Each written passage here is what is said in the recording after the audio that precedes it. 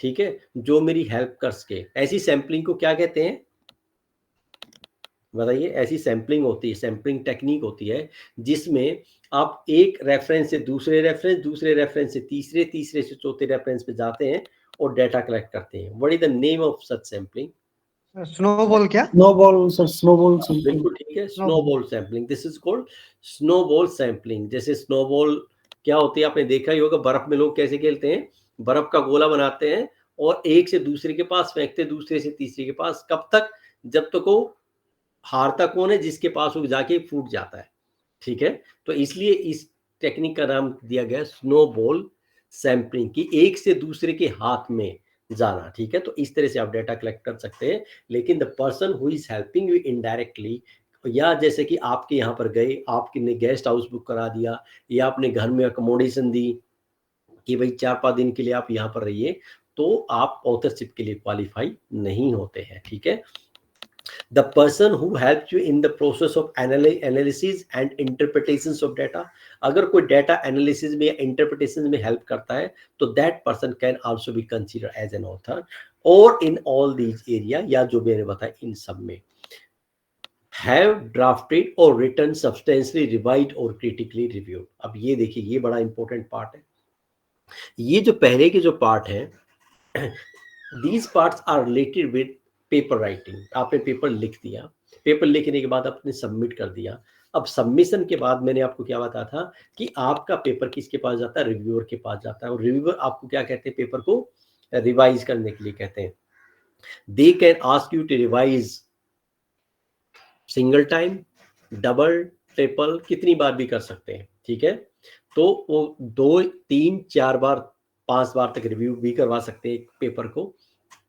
तो कई बार आप क्या करते हैं, जैसे कि मान लीजिए किसी ने बहुत ही डिफिकल्ट कमेंट्स दे दिए। मतलब डिफिकल्ट का मतलब ये है कि आपने कोई मॉडल यूज किया हुआ था, लेकिन उसने बताया कि आपने जो रिव्यूअर ने कहा कि ये मॉडल जो यूज किया ये गलत यूज किया आपने, इसको आप करेक्ट कीजिए। ठीक है, और इसको सही ढंग से करेक्ट करते हुए सारा अपना जो नीचे का जो पार्ट है, जो डिस्कशन है, कंक्लूजन है, फिर पूरा बदला जाएगा। आप इसको सही करके हमें दोबारा सबमिट कीजिए। अब यहाँ पर प्रॉब्लम क्या आती है, आपने तो वही किया जो आपको आता था, अब इससे आगे तो आपको आता नहीं है। अब आपके पास 2 ऑप्शन है, या तो आप कुछ सीख के करेंगे, ठीक है, या दूसरा तरीका ये है आप किसी को ऑथर बनाएंगे अपने पेपर में, किसी ऐसे एक्सपर्ट को जिसको ये सब काम आता है। ठीक है, तो आप उसको कहेंगे कि आप हमारी इसमें हेल्प कर दीजिए। अगर वो हेल्प ज़्यादा है तो वो पर्सन भी ऑथरशिप के लिए क्वालिफाई होता है। यहाँ पर एक चीज़ और समझने की है, बहुत सारे जर्नल ये आपको अलाउ करते हैं। जैसे कि मान लीजिए एक पेपर सबमिट किया आपने 4 ऑथर के साथ, और पेपर छप सकता है 6 ऑथर के साथ। जब आपने सबमिट किया था उस टाइम पे 4 थे, लेकिन रिवीजन के अंदर 2 ऑथर और ऐड हो गए क्योंकि आपसे रिवीजन नहीं हो रहा था, तो उन 2 ऑथर को भी अकोमोडेट किया जा सकता है। तो बहुत सारे जर्नल एक्सेप्ट 1 और 2 पब्लिशर्स इसको अलाउ नहीं करते, अदरवाइज सारे पब्लिशर इसको अलाउ करते हैं। ठीक है, तो रिव्यू प्रोसेस के दौरान you can add the name of the author, you can add the name of the author and as well as you can also delete the name of the author। ठीक है, 4 लोगों ने paper को submit किया, paper छप के आएगा 3 author के साथ, ये भी पॉसिबल है। ये पॉसिबल इसलिए होता है कि एक ऑथर हो सकता है कुछ काम ही ना कर रहा हो। ठीक है, तो ऐसे में आप उस ऑथर के नाम को हटा सकते हैं। लेकिन एक चीज याद रखिएगा, whatever you do, you add the name or delete the name of any author, you need to take the permission। ठीक है, you need to take the permission from all the authors, even if you want to add the name of a person। जैसे कि मान लीजिए एक paper है उसमें ABCD 4 author है, अब आप ई को और ऐड करना चाहते हैं तो आप अपने आप नहीं कर सकते। You need to take the consent from all other authors, A से B से C से D से, सभी से परमिशन लेनी पड़ेगी, then only you can add the name of E। अब इससे उल्टा, there are 4 authors A, B, C and D, and you want to delete the name of D, for example, so you cannot delete the name of the D without taking the consent from A, B and C and including D. D भी permission देगा कि मेरे नाम को हटा दीजिए. Then only you can delete the name of the author, right? So nowadays it is very important. So that's why I am discussing these issues, because generally we believe कि भाई हम जैसे सबमिट करते हैं ना पेपर, तो हम सोचते हैं कि हम सबमिट करें, जो कुछ है हमारे हाथ में है, जिसको चाहेंगे ऐड करेंगे, जिसको चाहेंगे ऐड नहीं करेंगे, हटा देंगे. ऐसा नहीं होता. You need to take permission from all the authors. It is very important, right? अगर आप बिना किसी ऑथर की परमिशन के कुछ भी करते हैं तो ये प्रॉब्लम हो सकती है.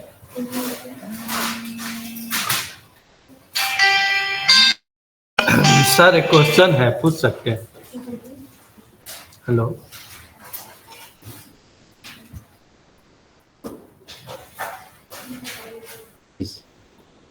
प्लीज. हाँ सर एक क्वेश्चन है, पूछ सकते हैं? जी जी बिल्कुल पूछिए सर. सर एक्चुअली कोई पब्लिशर हाँ. अपने से भी कोई ऑथर का नाम ऐड कर सकता है क्या? नहीं, पब्लिशर नहीं कर सकता. पब्लिशर किसी ऑथर का नाम ऐड नहीं कर सकता. देखिए इसमें भी समझ लीजिए आप क्या है, होता क्या है, जब तक पेपर पब्लिश नहीं हो जाता, ठीक है, you are the owner of the paper. ठीक है, ऑथर ही ओनर होते हैं पेपर के. लेकिन जैसे ही पेपर एक्सेप्ट होता है, आपने देखा होगा, they ask you to transfer the copyright form. वो आपको कहते हैं कि आप कॉपीराइट फॉर्म भेजिए. The moment you transfer the copyright form to the publisher, now publisher is the owner. ठीक है, लेकिन जब आप कॉपीराइट फॉर्म ट्रांसफर करते हैं तो क्या करते हैं, सभी ऑथर्स ट्रांसफर करते हैं. ठीक है, सभी ऑथर्स का उसमें नाम होता है. तो उनकी परमिशन के बिना या उनके उसकी नॉलेज के बिना या ऑथरशिप ट्रांसफर किए बिना, ऑथरशिप कॉपीराइट ट्रांसफर किए बिना कोई भी ऑथर नहीं हो सकता. पब्लिशर अपने आप नहीं कर सकते. अगर वो ऐसा करते हैं तो गलत है. अब देखिए मैं प्रैक्टिस की बात बताता हूँ. कुछ पब्लिशर तो कॉपीराइट भी नहीं लेते हैं. जैसे कि आप जो जर्नल्स की बात करते हैं, मैं समझ गया जैसे आप बात कर रहे हैं, क्योंकि इस तरह के जर्नल्स हैं. कुछ जर्नल्स तो ऐसे जो आपको कहते हैं कि आप 2000 दीजिए, 3000 दीजिए, we will publish your paper within 24 hour. तो they don't ask you to transfer your copyright form, क्योंकि उनको जरूरत ही नहीं है. कॉपीराइट का वो करेंगे क्या? ठीक है, उनको कॉपीराइट की कोई जरूरत ही नहीं. They will publish your paper in open access. ठीक है, उल्टा आपके ऊपर दिक्कत आ जाएगी. अगर मान लीजिए रिस्ट्रिक्टेड एक्सेस में आपका पेपर है तो कम से कम किसी को दिखाई तो नहीं देगा. ओपन एक्सेस में आपका पेपर है और मान लीजिए पेपर अच्छा नहीं है, तो क्या होगा, उस पेपर को कोई भी डाउनलोड कर सकता है, कोई भी चैलेंज भी कर सकता है. तो कभी भी इस तरह के पब्लिशर के साथ वो मत कीजिए आप, जो कि इस तरह का आपको अश्योरेंस देते हैं या आपको वादा करते हैं कि हम आपके पेपर को पब्लिश कर देंगे इतने टाइम में. ठीक है, तो ऐसा कुछ भी नहीं है कि कोई पब्लिशर अपने आप ऐड कर सकता है, वो नहीं कर सकते. हाँ, वो एक अलग चीज़ है. देखिए प्रैक्टिस में तो क्या क्या होता है. ठीक है, प्रैक्टिस में तो मैं आपको बता रहा हूँ कि आप ऑथरशिप के लिए ये क्राइटेरिया ध्यान में रखते हैं, लेकिन प्रैक्टिस में तो ये भी होता है कि हम आपस में क्या करते हैं, भाई मुझे प्रमोशन की ज़रूरत है. ठीक है, मेरा प्रमोशन अटका हुआ है, एक पेपर है, मेरा किसी पेपर में नाम दे दूँ. आप नाम दे देते, उसका प्रमोशन हो जाता है. ये सब एक अलग चीज़ है, ये एक इनफॉर्मल है. लेकिन जो होना चाहिए मैं आपको बता रहा हूँ. ठीक है, क्या होता है, होता तो बहुत कुछ है, उसके बारे में हम ज़्यादा डिस्कस नहीं कर सकते. ठीक है, लेकिन जो नहीं होना चाहिए वो मैं आपको बता रहा हूँ कि क्या नहीं होना चाहिए. ऑथरशिप के लिए अगर कोई क्वालिफाई करता है, क्योंकि मैंने आपको एक चीज़ और बताई थी, एक रिट्रैक्शंस का प्रोसेस बहुत चला हुआ है नाउअडेज कि your paper can be retracted at any point of time. ठीक है, आज आपने पेपर पब्लिश किया, ठीक है, आज से 2 साल बाद, 4 साल बाद आपका पेपर रिट्रैक्ट हो सकता है, ऑथरशिप क्लेम पे हो सकता है. बहुत सारे पेपर रिट्रैक्ट होते हैं जर्नल से because of the authorship dispute. Author कहते हैं कि नहीं, मेरा नाम ये होना चाहिए था, मेरा नाम ऊपर होना चाहिए था. कोई ऑथर क्लेम करता है कि मैंने इसमें कंट्रीब्यूट किया था, इस पेपर में मेरा नाम है नहीं, वो प्रूफ देता है कि मैंने कंट्रीब्यूट किया था, मेरा नाम इसमें है नहीं. तो अगर ऐसा कुछ भी प्रूफ होता तो आपका पेपर रिट्रैक्ट हो जाएगा. तो follow the guidelines, follow the ethics, ठीक है। थोड़ा बहुत मतलब वो एक अलग चीज़ है, आप क्या करना चाहते हैं अपनी लाइफ में, थोड़ी बहुत चीज़ें, मैं ये नहीं कहता कि नहीं होती, वो आप कर सकते हैं, लेकिन जहाँ तक हो सके आप इनको फॉलो कीजिए, ठीक है। तो ऑथरशिप के बारे में अगर मैं बात करूँ क्विकली, ठीक है, तो ऑथर होते हैं मेन ऑथर, मेन जो फर्स्ट ऑथर होता है, ठीक है। फर्स्ट ऑथर को देखिए क्या क्या बोलते हैं, फर्स्ट ऑथर को बोलते हैं मेन ऑथर, प्राइम ऑथर, ठीक है, मेन ऑथर, प्राइम ऑथर, ठीक है, मेन ऑथर, प्राइम ऑथर और फर्स्ट ऑथर, ठीक है। 3 नाम से हम उसको बुला सकते हैं, अलग अलग जगह पे अलग अलग नाम से बुलाते हैं। Are you the main author of this paper, are you the prime author of this paper, are you the first author of this paper, तीनों का मतलब एक ही है, ठीक है। सोल ऑथर भी रहता है क्या सर? क्या जी? सोल ऑथर, हाँ, सोल ऑथर। अब मैं बताता हूँ सोल क्या होता है। जब आप ज्वाइंट में नहीं होते, you are the only author, so you are the sole author of the paper. तो आपसे ये भी पूछते हैं कि आप सोल ऑथर,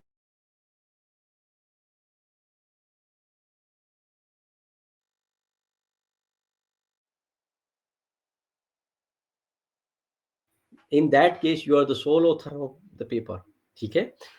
इसके बाद आता है जो सेकंड पे होता है उसको सेकंड ऑथर बोलते हैं, थर्ड पे होता है उसको थर्ड ऑथर बोलते हैं, इतना ही बोलते हैं। उसके बाद हम एक ऑथरशिप आती है जिसको बोलते हैं कोरस्पॉन्डिंग ऑथर।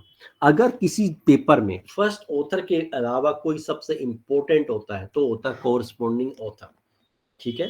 पहले एपीआई में फर्स्ट ऑथर और कोरस्पॉन्डिंग ऑथर क्या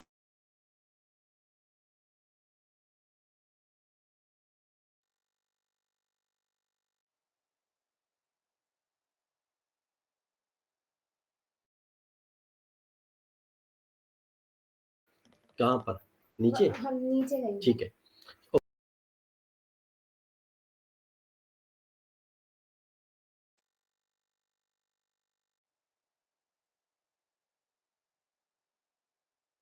सर अनम्यूट।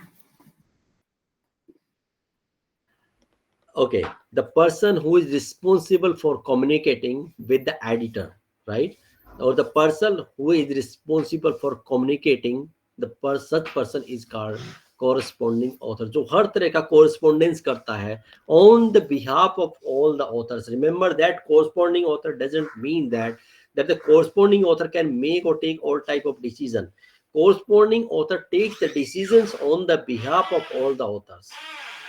ऐसा नहीं कि I am the corresponding author so I can take any type of decision, कि जिसको चाहे फर्स्ट रखूं, जिसको चाहे लास्ट रखूं, जिसको जब जहां पर भेजना चाहूं वहां पर भेजूं, नहीं, ऐसा नहीं होता। सभी डिसीजन सभी ऑथर्स मिलकर लेते हैं। कोरस्पॉन्डिंग ऑथर क्या करता है, बस उस पेपर को भेजता है। अब कोरस्पॉन्डिंग ऑथर का काम क्या होता है, वो पेपर को भेजता है, सबमिट करता है किसी जर्नल में। इसके बाद जितने भी रिवीजन आती, जो कुछ भी आता है, याद रखिए एडिटर के लिए एक ही ऑथर मायने रखता है, उसका नाम है कोरस्पॉन्डिंग ऑथर, ठीक है। एडिटर के लिए फर्स्ट ऑथर लास्ट ऑथर कुछ भी नहीं है।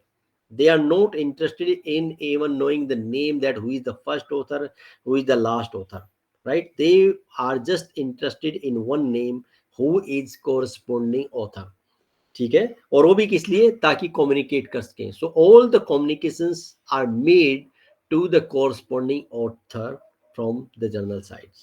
जितने भी होते हैं सभी कौन करता है, कोरस्पॉन्डिंग ऑथर करता है, ठीक है। कोरस्पॉन्डिंग ऑथर के अलावा कोई भी ऑथर कुछ भी, कोरस्पॉन्डिंग ऑथर के अलावा किसी के पास भी कोई मेल नहीं आती है। जनरली किस तरह की मेल आती है आपके पास, जैसे ही पेपर सबमिट होगा तो सभी के पास मेल आएगी। कुछ एक जर्नल्स करते हैं सभी ऑथर को कि we have received this submission, और वो किस लिए आती है कि if you have any objection or if you are not the one who has submitted the paper in this journal, ठीक है, or if you are not listed as, ठीक है, or if you don't wish to list as a co-author, yes। Sir ऐसा कोई methodology है क्या कि जिसके through first author, second author, third author को वो पोजीशन दिया जाता है? किसमें? अच्छा, मैथोलॉजी क्या है, ठीक है, बिल्कुल सही है, बहुत अच्छा क्वेश्चन है। फर्स्ट ऑथर किसको बनाएंगे, सेकंड ऑथर किसको बनाएंगे, बहुत इंपॉर्टेंट क्वेश्चन है। ठीक है, थोड़ी सी देर में ये क्वेश्चन का मैं जवाब आपको दूंगा। आप जवाब आपके पास ही आ जाएगा अपने आप ही। अभी आप समझिए टाइप्स ऑफ ऑथर। ठीक है, तो फर्स्ट ऑथर, कॉरस्पॉन्डिंग ऑथर का काम क्या है, कॉरस्पॉन्डेंस करना। ठीक है, पेपर की रिवीजन आएगी और रिवीजन करेगा, रिवीजन करवाएगा सभी से, सभी के बिहाफ पे फाइल कंपाइल करेगा, फाइल कंपाइल करके दोबारा भेजेगा, दोबारा रिवीजन आएगी, दोबारा तिबारा 3 बार 4 बार 5 बार जो भी होगा। ठीक है, finally the decision is made and final decision is communicated to all the authors. जो फाइनल डिसीजन होता है वो सभी ऑथर्स को कम्युनिकेट किया जाता है, ताकि सभी को पता लग जाए कि पेपर एक्सेप्ट हो गया है या रिजेक्ट हो गया है। इवन कुछ जर्नल तो फाइनल डिसीजन भी सभी ऑथर्स को नहीं बताते, वो बस कोरस्पॉन्डिंग ऑथर को ही बताते। So this is the role of the corresponding author. All the author from first author, prime author और main author and corresponding author, all the authors are considered as co-authors।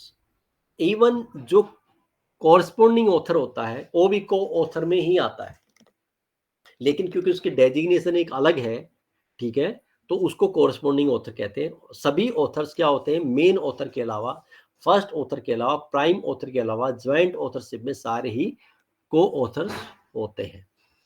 अब बहुत अच्छा question sir ने किया कि what is the criteria to decide the authorship.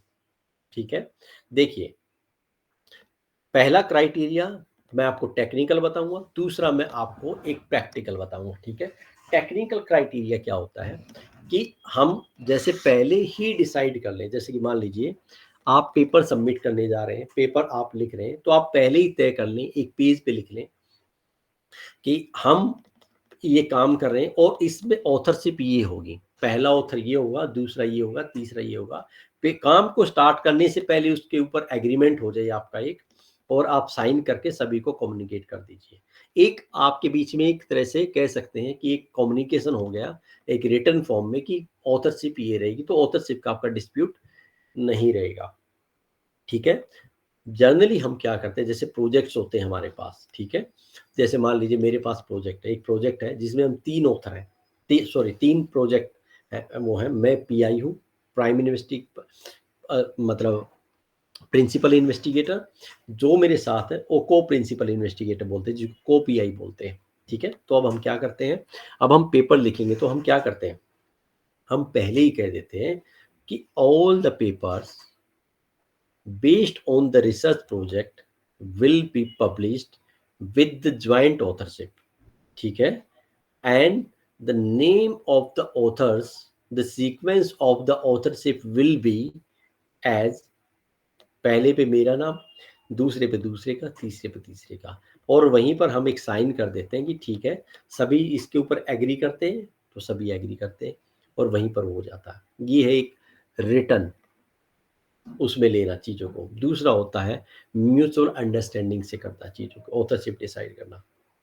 ठीक है, mutual understanding से कैसे, कि जैसे सबसे ज़्यादा जो फर्स्ट ऑथर होता है वो कौन होना चाहिए, कौन होता है, वो होता है जिसका मेन काम होता है, जिसने कंसेप्ट डेवलप किया है, जिसने थ्योरेटिकल फ्रेमवर्क डेवलप किया है, जिसने रिसर्च क्वेश्चंस बनाए, जिसने पूरा आइडिया दिया है।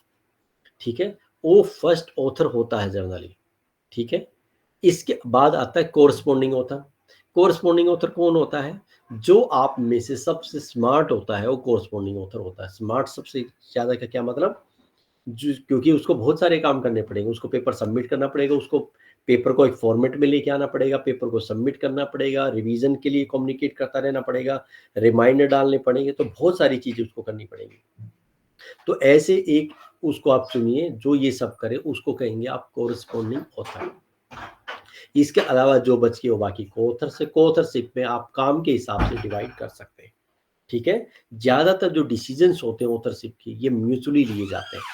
ठीक है, म्यूचुअल डिस्कशन से लिए जाते हैं। जैसे कि हम लोग हैं, हम कई बार एक पेपर में 7 ऑथर भी होते हैं तो उसमें क्या होता है, हम डिसाइड करते हैं कि भाई ठीक है, ये पेपर है, इसमें ऑथरशिप कैसी रहेगी, कि फर्स्ट ऑथर ये, सेकंड ऑथर, किसी को ऑब्जेक्शन नहीं है तो ठीक है, थर्ड, फोर्थ, फिफ्थ, ठीक है, किसी को कोई ऑब्जेक्शन नहीं, ओके डन, सबमिट कर दीजिए इसको।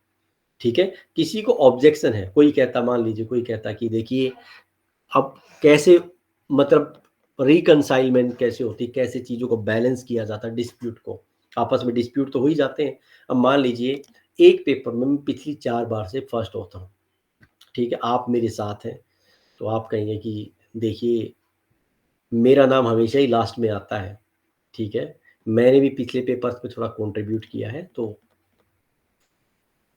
अगर मेरी पोजीशन थोड़ी इम्प्रूव हो जाए तो मेरे भी उसके लिए रहेगा, तो ठीक है, हम उसको ऊपर कर देते हैं।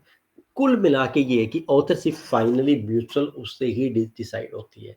जैसे कि मैं बताता हूँ, जब तक मैं प्रोफेसर नहीं बना था, ज़्यादातर पेपर में एक एसोसिएट के बनने की स्टेज तक ज़्यादातर पेपर में सोल ऑथरशिप में लिखता था, अकेला लिखता था। जब मैं एसोसिएट बना और प्रोफेसर के बीच में जितने पेपर आए, ज़्यादातर पेपर ज्वाइंट में आए। ज्वाइंट में आए तो उसमें फर्स्ट ऑथर मैं रहा, क्योंकि अब मैं प्रोफेसर बन गया हूँ। अब मुझे कोई फ़र्क नहीं पड़ता, कोई मुझसे ये पूछने वाला नहीं है कि आप फर्स्ट हैं या लास्ट हैं।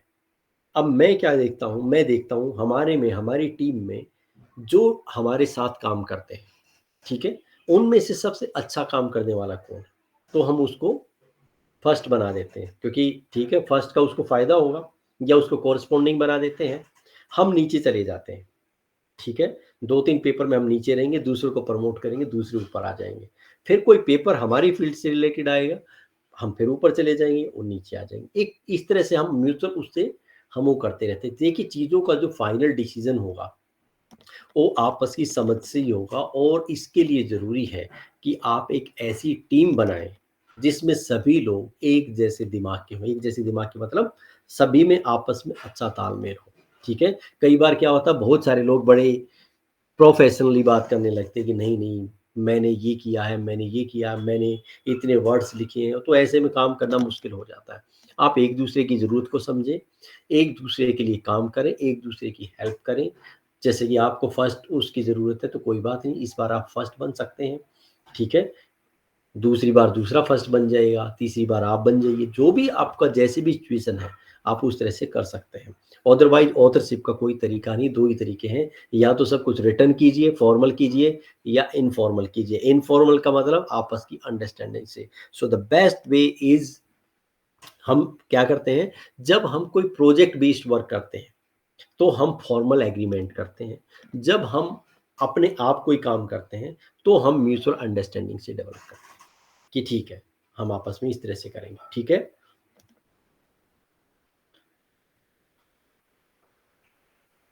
इसके अलावा भी कुछ ऑथरशिप होती है जिसको ऑनररी ऑथर बोलते हैं। ऑनररी ऑथर क्या होता है? Sometimes you add the name of a person just to honour that particular person, ठीक है? जैसे कि सुपरवाइजर का नाम आपने दे दिया। सुपरवाइजर ने कुछ नहीं किया आपके काम में, ठीक है? लेकिन आप कहते हैं कि हमारे गुरु हैं, हमारे टीचर हैं, इनके मार्गदर्शन में ये सब कुछ हुआ है, ठीक है? तो आप उनका नाम देते हैं। उन्होंने कुछ नहीं किया। कुछ नहीं किया का मतलब उन्होंने आपके पेपर में कुछ नहीं किया, लेकिन फिर भी आप उनका नाम देते हैं। नाम क्यों देते हैं? ताकि आप उनको ऑनर दे सकें, ठीक है? ये ऑथरशिप कोई मतलब अगर देखा जाए तो एथिकल कैटेगरी में नहीं आती है, लेकिन ठीक है, आप ऐसा दे सकते हैं, क्योंकि मैंने आपको बताया कि फाइनली जो ऑथरशिप होती है किस पे डिपेंड करती है, आपकी म्यूचुअल अंडरस्टैंडिंग पे डेवलप करती है, ठीक है? फिर इसके बाद होती है सीनियर ऑथरशिप। सीनियर ऑथरशिप होती है sometime excuse me sir. Yes.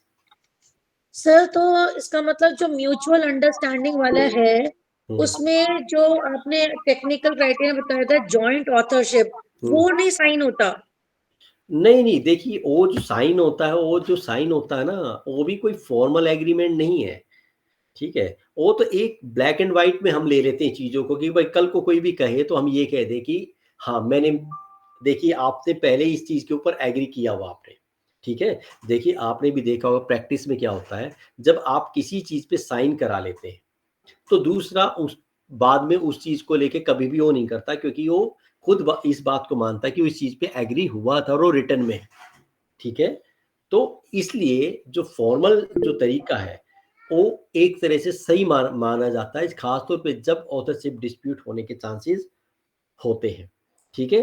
Otherwise जो दूसरा तरीका है वो तरीका सही है कि आप म्यूचुअल अंडरस्टैंडिंग से कीजिए, क्योंकि आप एक लॉन्ग टर्म में करना चाहते हैं तो हमेशा फॉर्मल नहीं हो सकता। क्योंकि जैसे कि ऑथरशिप में इश्यू क्या होते हैं, मान लीजिए हम 4 लोग मिलकर काम करें, हमेशा यही तो होगा कि मैं मान लीजिए एक पेपर मैं आपके साथ ही मैं करता हूँ, 5 पेपर आपके साथ किए, 5 पेपर में मैं फर्स्ट ऑथर हूँ, ठीक है। जब आप मेरे साथ स्टार्ट करते, मेरा पर्सनल एक्सपीरियंस है, मेरे साथ भी लोग जुड़ते हैं, पर्सनल एक्सपीरियंस है, जब वो जुड़ते हैं तब वो मुझसे सीखने के लिए जुड़ते हैं। एक पेपर में सीखेंगे, दूसरे पेपर में काम करेंगे, तीसरे पेपर में मेरे बराबर जाएंगे, चौथे पेपर में वो बिल्कुल बराबरी का या उससे ज़्यादा क्लेम करेंगे। वो कहेंगे कि सर हमें भी अब बनाइए, क्योंकि और वो बिल्कुल सही है, ठीक है। तो ऐसे में क्या होगा कि हमें म्यूचुअल अंडरस्टैंडिंग से हम तय कर सकते हैं, और अगर कोई आपके पास प्रोजेक्ट है कुछ इस तरह का तो उसका हम फॉर्मल उसमें करते हैं, ठीक है। Yes sir. सर पर एक चीज पूछना चाहती हूँ, मान लीजिए 2 ऑथर्स हैं या 3 ऑथर्स ठीक हैं, है, उनकी म्यूचुअल अंडरस्टैंडिंग स्टार्टिंग में तो हो गई, ठीक है, पर ड्यूरिंग द कोर्स आगे चलते हुए ठीक है, they may some at some point of time they ठीक है, में ओके, ठीक है, मैं टेक अ समझ स्टेप गया। बैक, तो ओके, उस केस में क्या करना चाहिए? इसको बोलते कॉन्फ्लिक्ट ऑफ ऑथरशिप, ठीक है। अब देखिए इसकी मैं डिफरेंट स्टेजेस बताता हूँ आपको। डिफरेंट स्टेजेस क्या होती है, ऑथरशिप कहाँ पर एक कॉन्फ्लिक्ट का वो बनती है और कहाँ पर उस कॉन्फ्लिक्ट के मायने होते हैं, उसके बाद उसका कोई ज़्यादा मायने नहीं रहता। आपने भी एक पेपर सबमिट किया, मान लीजिए आपने और मैंने मिलकर एक पेपर सबमिट किया है जर्नल में, आज की डेट में पेपर सबमिट कर दिया, ठीक है। अब होगा क्या, पेपर जब सबमिट किया तो हमारे बीच में कोई डिस्प्यूट नहीं थे। आज के टाइम में इसका भी सॉल्यूशन निकाल दिया जर्नल से। जर्नल्स क्या करते हैं, जैसे ही पेपर सबमिट होगा आपके पास एक मेल आएगी, आपके पास भी आएगी और मेरे पास भी आएगी, ठीक है। जैसे कि मान लीजिए मैं कोरस्पॉन्डिंग ऑथर हूँ या आप कोरस्पॉन्डिंग ऑथर, तो दोनों के पास मेल आएगी, ठीक है, ऑथरशिप को लेके। वो मेल इसीलिए आती है कि अगर आपको कोई भी ऑब्जेक्शन है रिलेटेड टू द ऑथरशिप तो आप वहीं पर अपना ऑब्जेक्शन रेज कर दीजिए, ठीक है। कल को अगर हम पेपर को पब्लिश कर देते हैं तो in exceptional circumstances only we will entertain your complain, otherwise not, क्योंकि हम पहले ही आपको मेल कर चुके हैं कि if you have any objection related to the authorship तो आप कर सकते हैं। जैसे मान लीजिए आपने और मैंने काम किया, मैंने आपको सेकंड ऑथर बना दिया, अब एक मेल जाती है और आपको लगता है कि मुझे सेकंड नहीं होना चाहिए, तो देखिए या तो आप फॉर्मल तरीका अपनाइए या इनफॉर्मल। फॉर्मल क्या है कि आप वहीं पर लिख के दीजिए कि मैं सेकंड नहीं हूं, मुझे फर्स्ट होना चाहिए। अगर आप ऐसा करते हैं तो स्टार्टिंग में कॉन्फ्लिक्ट ऑफ ऑथरशिप आ जाएगा, जर्नल आपके प्रोसेस को रोक देगा और कहेगा first of all resolve your conflict of authorship और दोबारा से पेपर को सबमिट कीजिए। सेकंड स्टेज, आपका पेपर एक्सेप्ट हो गया है, आपका पेपर पब्लिश हो गया है, ठीक है।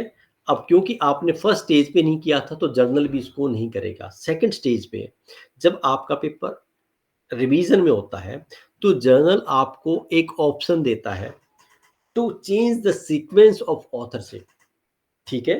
वो इसीलिए देता है कि during the process of revision, जैसे कि मान लीजिए आपने कम काम किया था, मैंने आपको सेकंड ऑथर बना दिया, लेकिन अब आपने काम ज़्यादा कर दिया तो मैं आपको, मेरे पास मौका हो कि मैं आपको फर्स्ट ऑथर बना सकूं, ठीक है। तो उस टाइम पे भी आप ऑथरशिप की सीक्वेंस को चेंज कर सकते हैं, फर्स्ट को लास्ट बना सकते हैं, लास्ट को फर्स्ट बना सकते हैं। आप समझ गए ना, आप उसमें उसको चेंज कर सकते हैं ऑथरशिप की पोजीशन को, ठीक है। तो सेकंड, जब आप सेकंड पे वो करेंगे तो आपके पास एक ड्राफ्ट आएगा, मान लीजिए पेपर एक्सेप्ट हो गया, फिर फाइनली आएगा आपके पास कॉपीराइट, ठीक है। Now you need to transfer the copyright. Copyright पे भी आप सभी साइन करेंगे, ठीक है। अब आपने कॉपीराइट पे भी कुछ नहीं कहा तो क्या प्रॉब्लम है, अब कौन सा ऑब्जेक्शन आपका है, आपका कोई ऑब्जेक्शन हो ही नहीं सकता, क्योंकि कॉपीराइट पे आपने साइन कर दिए, इसका मतलब आप तैयार हैं इस ऑथरशिप के साथ, इस पोजीशन के साथ आप पेपर को पब्लिश कीजिए।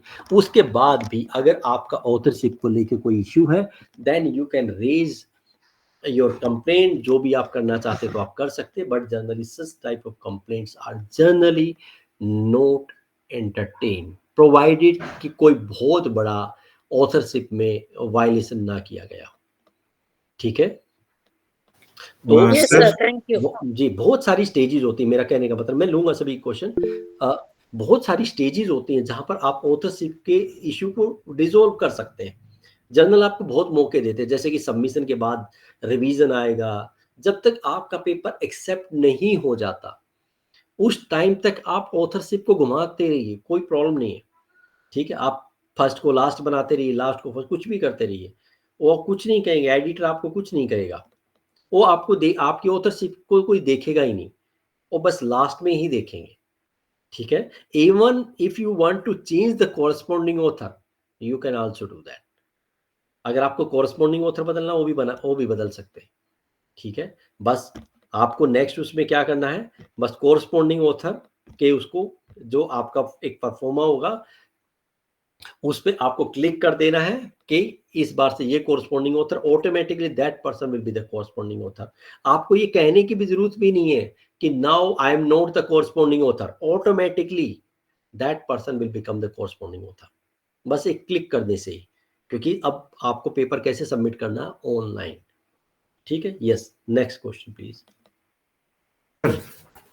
So this is the case when you are collaborating with some other peoples, right? yes of course, in और case of अगर joint जो है authorship only, yes independently कोई single corresponding author and he is working with his student and research scholar, then I think वही एक main वो है जो ऑथरशिप डिसाइड करेगा based on the contribution of the students and research scholar.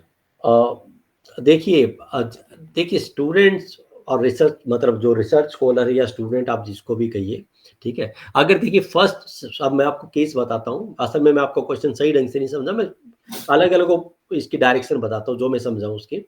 अगर आप अगर आप सिंगल ऑथर हैं तो automatically you are the first author, you are the single author as well as the corresponding author, क्योंकि आप ही हैं तो आप ही सब कुछ हैं, आप ही फर्स्ट हैं, आप ही कोरस्पॉन्डिंग हैं, आप ही सब कुछ है।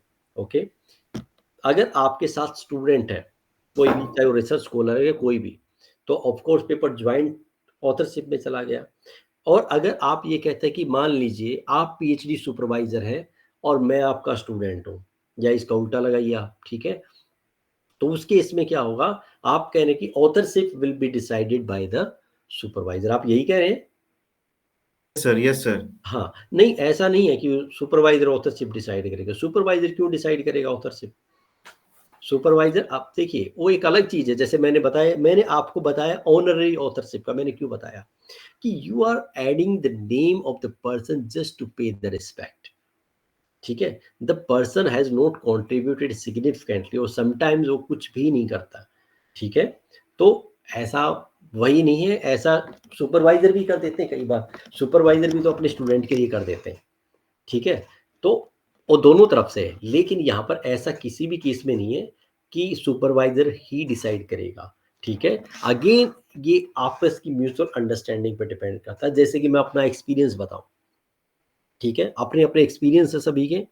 मेरा एक्सपीरियंस क्या है, मेरे जो सुपरवाइजर रहे, मैंने पेपर लिखा अपना, आपको पता है मेरे इतने रिसर्च पेपर हैं, there is not a single paper with name of my supervisor. मेरा और मेरे सुपरवाइजर का कोई भी ज्वाइंट पेपर नहीं आज तक, एक भी ज्वाइंट पेपर नहीं। ठीक है, मैंने जैसे एक पेपर लिखा, फर्स्ट पेपर लिखा, तो मैं गया, मैंने कहा सर कि मैंने ये पेपर लिखा है और मैं आपका नाम इसमें ऐड करना चाहता हूँ। उन्होंने मुझे बस एक ही बात कही कि why you are going to add my name in this paper. मैंने कहा sir you are my supervisor. तो कहता है कि सो व्हाट, तो मैंने कहा sir I have a great respect for you. तो कहता करते रहिए रिस्पेक्ट, मैंने मना किया है, आप रिस्पेक्ट करते रहिए, but this is your work, ये आपका काम है, and you will decide about the authorship. ठीक है, अगर आप फर्स्ट बनना चाहते हो तो फर्स्ट बनिए, सेकंड बनना चाहते हो तो सेकंड बनिए, लेकिन क्योंकि since you are adding my name, so I also have right to decide about my position, and my position is that I don't want to add my name in any paper. क्योंकि वो कहते मुझे क्या करना है, मुझे करना क्या है, और एट द टाइम और रिटायरमेंट पे थे, तो उन्होंने कहा मुझे क्या करना है, आपका करियर है, आप करिए, सिंगल ऑथर बन के करिए, जो भी करना करिए। तो ये एक्सपीरियंस है।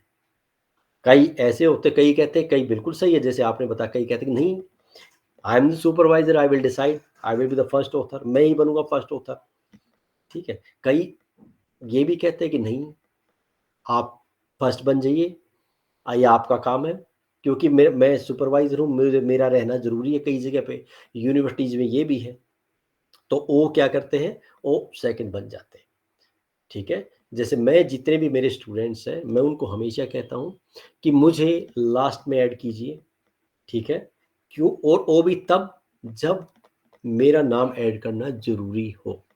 अदरवाइज अगर काम आपने किया है तो ये आपका ही पेपर, लेकिन कई बार मजबूरी होती नाम ऐड करना, तो आप बिल्कुल उसको फॉलो कीजिए, क्योंकि बहुत सारी यूनिवर्सिटीज कहती है कि सुपरवाइजर के नाम के साथ पेपर होना चाहिए। तो आप उस पेपर को, आपको काम ये है कि आप स्टूडेंट के नाम से पहले होना चाहिए और उसके नाम से बाद में होना चाहिए। ठीक है, और एज ए टीचर आपको अपना दिल बड़ा रखना चाहिए और छोटों को ज़्यादा देने की कोशिश करनी चाहिए, तभी आपको रिस्पेक्ट भी ज़्यादा मिलेगी। ठीक है, एक स्टूडेंट से आप एक पेपर देके आप बहुत कुछ नहीं बन जाएंगे। मैं ये नहीं कह रहा कि हम सब ऐसा करते, बहुत सारे लोग ऐसा करते हैं, इसीलिए इस तरह का डिस्कशन भी होता है। ठीक है, लेकिन एक प्रैक्टिस में ये होना चाहिए कि जिसका काम है, क्योंकि जो पीएचडी है वो सुपरवाइजर की नहीं है, पीएचडी किसकी है, वो तो कैंडिडेट की है। तो कैंडिडेट की पीएचडी है, तो काम किसका हुआ, कैंडिडेट का हुआ। सुपरवाइजर जैसे नाम से ही पता लगता है, वो सुपरवाइज कर रहा है, मॉनिटर कर रहा है, गाइड कर रहा है। ठीक है, लीड कर रहा है उस वर्क को। ठीक है, तो उसका रोल इतना ही होना चाहिए, and that should also reflect in the authorship. ठीक है, वो एक अलग चीज। अब आप कहें कि कई नहीं मानते, अब आप नेक्स्ट क्वेश्चन ये कर सकते हैं कि कई लोग नहीं मानते। अब देखिए, जो नहीं मानता उसका तो क्या कर सकते हैं। ठीक है, लेकिन होना ये चाहिए। ठीक है, नहीं मानते तो उसके भी बहुत सारे खैर लीगल डायमेंशंस हैं उनकी, वो तो एक अलग ही चीज़ है। लेकिन आपको मैं कभी सजेस्ट नहीं करूँगा कि आप अपने सुपरवाइज़र, अपने गाइड, अपने मॉनिटर के साथ इस तरह की सिचुएशन में कभी आए कि आपको ये सब रास्ते यूज़ करने पड़े। ठीक है, any other question related to the authorship?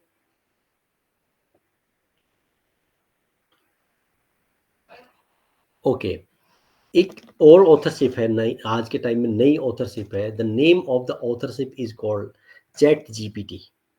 ठीक है, since nowadays we are using internet. ठीक है, हम आजकल आर्टिफिशियल इंटेलिजेंस का यूज़ कर रहे हैं, और आर्टिफिशियल इंटेलिजेंस में आपने देखा है सब कुछ हम चैट जीपीटी से यूज़ करते हैं। ठीक है, तो खैर मैंने चैट जीपीटी यूज़ नहीं किया है कभी, तो मुझे नहीं पता लोग कैसे करते हैं, लेकिन मैंने देखा कि बहुत सारे लोग कुछ एक सेकंड के अंदर बहुत बड़ा मैसेज भी लिख के देते हैं, जैसे कि बहुत बड़ा मैसेज लिख के देते थे। तो मैंने पाया कि वो चैट जीपीटी की हेल्प से होता है। तो there are so many thing you can do with the help of chat GPT, you know. ठीक है, तो अब जो चैट जीपीटी है, since the people are using it, chat GPT for the purpose of writing the research paper, तो आजकल एक नई ऑथरशिप आई है, और उस ऑथरशिप का नाम है चैट जीपीटी ऑथरशिप। कई पेपर्स आपको देखने को मिलेंगे इंटरनेट पे, कुछ एक टाइम पहले पब्लिश हुए, जिसमें ऑथर का नाम और चैट जीपीटी भी था ऑथर। चैट जीपीटी पहले भी था, चैट जीपीटी सेकंड पे भी था, तो चैट जीपीटी को भी ऑथर बनाया गया। अब ऐसा सोचने की बात यह है कि चैट जीपीटी को ऑथर क्यों बनाया गया होगा। चैट जीपीटी कोई इंसान तो है नहीं। यहाँ पर बात आती है रिसर्च एथिक्स की, क्योंकि यहाँ पर बात है समझने की कि ऑथरशिप क्या होती है। Authorship is related with the contribution.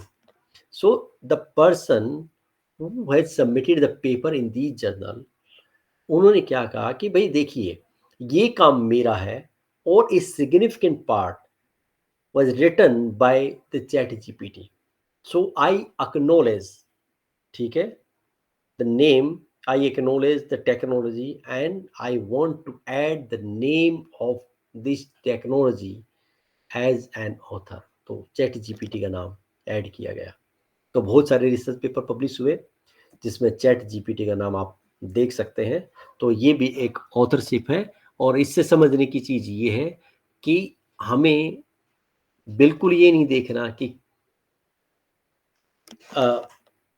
कौन क्या है, ठीक है, कौन स्टूडेंट है, कौन सुपरवाइजर है, हमें उनके काम के हिसाब से ऑथरशिप को जस्टिफाई करना होता है, ठीक है। सही तरीका यही है, उनके काम के हिसाब से। लेकिन क्योंकि काम, कौन सा काम इंपॉर्टेंट है पेपर में, ये थोड़ा सा मतलब एक डिस्कशन हो सकता है, ठीक है।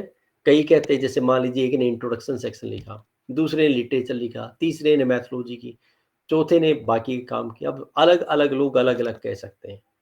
कोई कहेगा, इंट्रो वाला कहेगा मेरे बिना तो पेपर एक्सेप्ट हो ही नहीं सकता था। वो एक अलग इश्यू है कि इस तरह की बातें करें, ठीक है। अदरवाइज ऑथरशिप हमेशा ही कंट्रीब्यूशन के बेस पे होती है, और इसीलिए मैंने आपको बताया था ऑथर का मतलब ही है the person who has made significant contribution in the process of writing और revision of the research paper. एक चीज और मैं आपको बताता हूँ अबाउट ऑथरशिप। सर वन जी thing, please. ChatGPT authorship, sir ये मैंने पहली बार सुनी है, जी बट मैंने कई बार ऐसा देखा for many things. Why do people hide saying that we have not done from ChatGPT? जब ये तो किया है तो I think it is more transparent to say ChatGPT authorship rather than saying that it is my work and I have written. जी बिल्कुल, इसका जवाब हमारी साइकोलॉजी में छुपा हुआ है, ठीक है। कि हमारी साइकोलॉजी क्या है, एक ह्यूमन साइकोलॉजी समझिए। अगर आप कभी देखेंगे, हम अपनी जिंदगी में वो दिखाते हैं जो हम नहीं हैं, और वो छुपाते हैं जो हम हैं। इसका मतलब क्या है, हम जो पिक्चर अपनी ड्रॉ करते हैं वो कौन सी होती है, जो अच्छी है। और जब हम अपनी ऐसी पिक्चर बनाते हैं अपनी पर्सनैलिटी की, तो उसमें एक डायमेंशन ये भी होती है कि मैं कितना मेहनती हूँ, और मैं कितना कमाल का इंसान हूँ, कितना नॉलेजेबल हूँ, ठीक है। तो जब आप दूसरे का नाम छुपाते हैं और अपना दिखाते हैं, तो इसका मतलब यही होता है कि जैसे मान लीजिए बहुत सारे पेपर्स हैं जिसमें हम ज्वाइंट ऑथर हैं। अगर मान लीजिए उसी पेपर को मैं सिंगल में वो करूँगा, तो बिल्कुल मैं कह सकता हूँ कि सिंगल ऑथर्ड पेपर है, ठीक है। तो आप अपने आप को दिखाने की जो एक ह्यूमन साइकोलॉजी है, ठीक है, और दूसरे के उसको अक्नॉलेज ना करने की एक जो बेईमानी है कि हाँ, हम दूसरे को उसका क्रेडिट ना दें, ठीक है, ये रीज़न है इसके पीछे। अदरवाइज इसके पीछे कोई खास रीज़न नहीं है। हम सब ऐसा करते ही रहते हैं, ठीक है। हम, और ख़ास तौर पे हम वहाँ पर बुराई ज़रूर कर देते हैं जहाँ पर हम कर सकते हैं, ठीक है। बहुत बार देखिए, आप देखिए लाइफ में हम कैसे काम करते हैं। बहुत बार आप बुराई इसलिए नहीं करते क्योंकि आप बुरे इंसान हैं, लेकिन आप इसलिए भी करते हैं क्योंकि कई जगह आपके पास मौका होता है। जैसे कि आप किसी ऑथर का नाम आप छुपा नहीं सकते क्योंकि ऑथर आपको कल पे डिस्प्यूट कर देगा, but you can easily hide the name of chat GPT, क्योंकि चैट जीपीटी तो कभी खड़ा होकर बोलेगा नहीं कि I am the chat GPT, I have contributed significantly, क्योंकि वो ऐसा नहीं कर सकता। तो कई बार हम इसलिए भी गलत रास्ता अपनाते हैं क्योंकि वो रास्ता अपनाना आसान है, क्योंकि वो रास्ते पे कोई प्रॉब्लम ही नहीं है। तो हम ऐसा नॉर्मल नहीं करेंगे, लेकिन क्योंकि हमारे पास मौका है तो हम करेंगे। जैसे कि मैं हमेशा एक एग्जांपल देता हूँ, मान लीजिए जैसे मैं एक टीचर हूँ और मैं कहूँ कि मैं बहुत ईमानदार हूँ, मैंने अपनी ज़िंदगी में किसी से एक भी रुपए की रिश्वत नहीं ली, तो ये बेकार की बात है। मैं रिश्वत ले ही नहीं सकता, मैं किस बात की रिश्वत लूँगा, मैं रिश्वत ले ही नहीं सकता, ठीक है।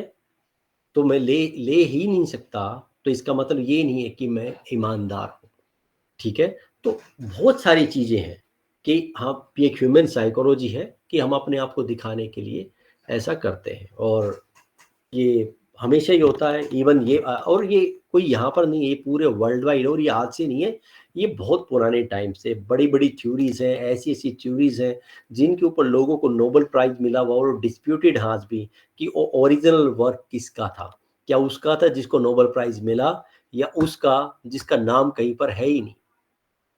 बहुत बड़ी बड़ी थ्योरीज हैं दुनिया में, जो नाम किसी का और काम किसी का, ये हमेशा से ही चलता आया है और हमेशा ही रहेगा, क्योंकि इसके पीछे एक ग्रीड है जो हम सब के अंदर होती है। अलग अलग तरह के लोग हैं हम, ठीक है। Yes sir, thank you so much sir.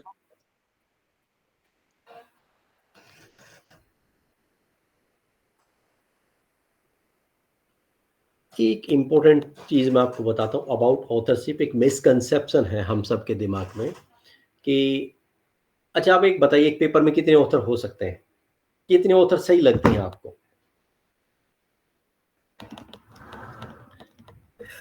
4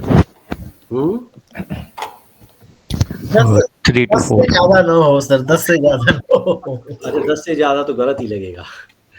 5 to 6. 5 to 6 okay. ये मैं स्लाइड ओपन की है आपकी, इसके नीचे आइए ज़रा, ये देखिए मैं इसको बड़ा करता हूँ। दिखाई दिया आपको जो मैंने बोल्ड किया है?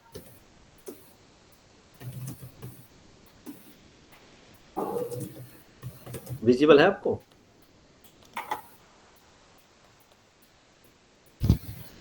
कितने ऑप्शन इसमें?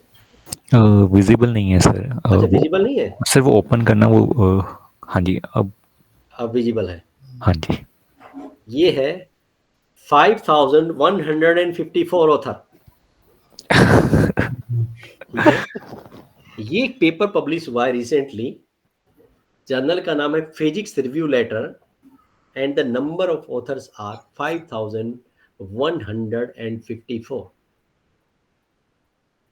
जो पूरा पेपर है वो मेरे ख्याल से 17-18 पेजेस का है। उसमें से जो 13-14 पेज है ऑथर्स के लिए ही है, और जो बाकी के 3-4 पेज हैं वो पेपर के लिए है। अब आप बताइए कि इतने बड़े जर्नल ने एक पेपर पब्लिश किया 5154 ऑथर्स का, उसने ऐसे ही तो सबको ऑथर नहीं बना लिया होगा। ठीक है, अगर ऑथरशिप 10 से ज्यादा गलत होती या 10 से ज्यादा फ्रॉड होती या 10 से ज़्यादा मतलब हम कहें कि उसका कोई सेंसलेस ही है, मतलब उसका कोई मीनिंगफुल नहीं है ऑथरशिप का, ये कोई जस्टिफिकेशन नहीं है, तो इतना बड़ा जर्नल उनको ऑथर नहीं बनाता। इसका जवाब है कि बिल्कुल सही है।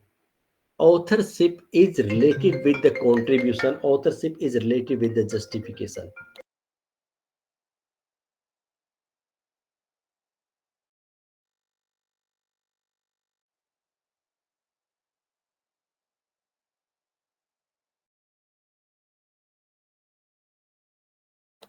ठीक है, ओके, सो ऑथरशिप। हाँ जी, ऐसा कोई गाइडलाइन नहीं है कि जैसे चाहे वो किसी भी आर्टिकल के लिए पेपर जो है तो उसका इतना मैक्सिमम या मिनिमम ऑथरशिप होना चाहिए? हाँ, इसका मैं बता रहा हूँ, मैं गाइडलाइन दे रहा हूँ आपको। अभी देखिए सर कैसे बनाना है हमें। देखिए दुनिया में हर चीज ब्लैक एंड वाइट में नहीं हो सकती, क्योंकि हर चीज ऐसी बना दी तो आप ये कहेंगे कि हमें तो बांध दिया गया है। ठीक है, देखिए कानून क्या करता है, हम लोग कहते हैं कि कानून होना चाहिए, फिर कानून बन जाता, कानून बनने के बाद हम क्या कहते हैं कि नहीं, अब इसमें तो हमें बिल्कुल फंसा दिया गया है। हम अगर मान लीजिए दुनिया में हर चीज के लिए कानून बन जाए तो क्या कोई आजादी रहेगी? आजादी रहेगी नहीं। मान लीजिए इस बात का भी कानून बन जाए कि मुझे आपसे क्या बोलना है, किस तरह से बोलना है, किस लैंग्वेज में बोलना है, और क्या एग्जाम्पल देना, क्या नहीं देना है, तो क्या कोई आजादी रहेगी? हर चीज के लिए आप लॉ नहीं बना सकते, हर चीज को आप ब्लैक एंड व्हाइट पे नहीं ला सकते। कुछ चीजें बिल्कुल समझ के साथ होती हैं और लॉजिक के साथ होती हैं। इसलिए आपने देखा होगा कोर्ट भी में लॉ जिसको बोलते हैं, आप लॉ तो आपने पढ़ा ही होगा सभी ने। जो लॉ है, कानून है, आपने देखा होगा हमारे फंडामेंटल राइट होते हैं। ठीक है, थोड़ा मैं आज डिस्कशन थोड़ा सा इधर उधर भी कर रहा हूँ, क्योंकि बातें हम कर सकते हैं, थोड़ा सा हमें और भी चीजें समझनी चाहिए। जैसे लॉ है, फंडामेंटल राइट होते हैं। फंडामेंटल राइट हमारा freedom to speech and expression. ठीक है, freedom of speech and expression. Even fundamental rights are not absolute. ठीक है, कोई भी लॉ एब्सोल्यूट नहीं होता, उसमें हमेशा ही गुंजाइश होती है, और कोई भी लॉ, ठीक है, अनलिमिटेड नहीं होता। वो हमेशा हमारा हर राइट लिमिटेड होता है। लिमिटेड कब तक होता है? फंडामेंटल राइट्स कब तक हमारे सही हैं? जब तक हमारे फंडामेंटल राइट्स दूसरे के राइट्स को वायलेट नहीं करते, तब तक ही आपका राइट आपका फंडामेंटल राइट है। ठीक है, जैसे कि मान लीजिए अभी आप कोई माइक ऑन करके और चिल्लाने लग जाए, गाने गाने लग जाए, ठीक है, या कुछ और बोलने लग जाए। अब देखिए हम उसको कहते हैं आप प्लीज चुप करिए। वो कहता नहीं, it is my fundamental right, मैं बोल सकता हूं, मैं आजाद देश का हूं और मैं कुछ भी कर सकता हूं, मुझे बोलने का, अपना एक्सप्रेस करने का पूरा अधिकार है। लेकिन ऐसा नहीं है। ये तब तक ही ठीक है जब तक आपके राइट्स दूसरे के राइट्स को वायलेट नहीं करते, क्योंकि आपका भी सुनने का अधिकार है जितना उसका बोलने का अधिकार है। आपका भी अधिकार है राइट टू एजुकेशन। अब वो आपके अधिकार को काट रहा है, आपके अधिकार के साथ कॉन्फ्लिक्ट में है, इसलिए उसके अधिकार वहीं पर खत्म हो जाएंगे और कोर्ट क्या करेगी, इंटरवीन करेगी कि आप ऐसा नहीं कर सकते। इसलिए जो भी हम वो करते हैं, इसलिए जो भी चीजें कोर्ट में भी क्या चलता है, लॉजिक चलता है, ठीक है। अगर कोई किसी का मर्डर करता है तो एक मर्डर के लिए फांसी है, दूसरे मर्डर के लिए 2 साल की, 1 साल की, 6 महीने की, और कई बार कोई सजा ही नहीं है। ऐसा क्यों है? मर्डर तो मर्डर ही है, लेकिन लॉजिक क्या था मर्डर के पीछे? यहां पर भी हम लॉजिक देखते हैं। लॉजिक क्या है ऑथरशिप के पीछे, ठीक है। ऑथरशिप के पीछे लॉजिक क्या है, इसको मैं एक एग्जांपल से समझाता हूं। मान लीजिए आप गाड़ी से जा रहे हैं कहीं पर और रास्ते में एक पत्थर आ गया, पत्थर आके गिर गया। मान लीजिए आप पहाड़ों पे जा रहे हैं तो पत्थर आगे गिर गया, आपकी गाड़ी के आगे गिरा हुआ है, ठीक है। वो पत्थर है 10 किलो का, मान लीजिए उसका वेट है 10 kg। तो कितने लोग चाहिए उसको हटाने के लिए? कितने कितने आदमी चाहिए उसको हटाने के लिए? एक ही बहुत है मेरे ख्याल से। भाई 10 किलो को तो कोई एक अकेला भी हटा देगा। अब उसका वेट है 40 kg, तो अब कितने चाहिएंगे? अब 2 चाहिएंगे। उसका वेट है 60 kg, अब 3 चाहिएंगे। अब उसका वेट है 100 kg, कितने चाहिएंगे? 10। अब उसका वेट है 1000 kg, उसका वेट, वो एक पूरा पहाड़ है, कितने लोग चाहिएंगे? हजारों लोग चाहिएंगे। ऐसे ही ऑथरशिप भी है, आपका काम का कितना वेट है उसी से आपकी ऑथरशिप जस्टिफाई होती है। आपके काम में कितना वेट है। अगर आप 10 किलो के पत्थर के लिए 10 लोग लग जाएंगे तो लोग मजाक ही करेंगे ना। कोई जस्टिफाई कर सकता है? कोई जस्टिफाई करेगा इस काम को? नहीं। सिमिलरली अगर एक ऐसा काम जिसमें कोई वेट नहीं है, जिसमें कोई दम नहीं है, जिसमें कोई लॉजिक नहीं है, ठीक है, उस काम के लिए अगर आप 5 ऑथर हैं तो वो यूजलेस है। जैसे ही पेपर हमारे पास आता है, ठीक है, हम उस पेपर को देख के ही बता देते हैं कि ये क्या पेपर है, और अगर उस पे ऑथरशिप का है तो हम तुरंत देख के बता सकते हैं। मान लीजिए एक पेपर आया, बिल्कुल बेसिक पेपर है, उसमें कुछ भी नहीं है, बट डेफिनेशन लिखी हुई है, बिल्कुल बेसिक सी चीजें लिखी हुई है, और उसमें ऑथर है 5। मान लीजिए चलिए मेरे पास छोड़िए, आपके पास ही आ गया, तो आप क्या कहेंगे? सबसे पहले आप ये कहेंगे, पहली बात तो ये पेपर ही, पेपर भी है थोड़ा बहुत, तो क्या 5 लोगों का काम है ये? नहीं है, 5 लोगों का काम नहीं है। लेकिन एक पेपर आया बहुत जबरदस्त, एडिटर कभी भी नहीं देखता, एडिटर को कोई प्रॉब्लम नहीं आपकी ऑथरशिप से, मैं आपको बताता हूं, एडिटर कभी नहीं देखते, इन नॉर्मल सर्कमस्टांसेस वो कभी नहीं ऑब्जेक्ट करते आपकी ऑथरशिप को। इन exceptional circumstances only they intervene, ठीक है।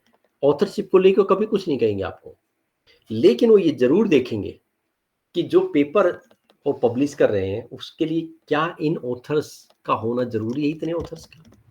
सो इसके सॉल्यूशन के लिए भी एक तरीका आया है और इसको बोलते हैं ऑथर्स कंट्रीब्यूशन स्टेटमेंट, ठीक है।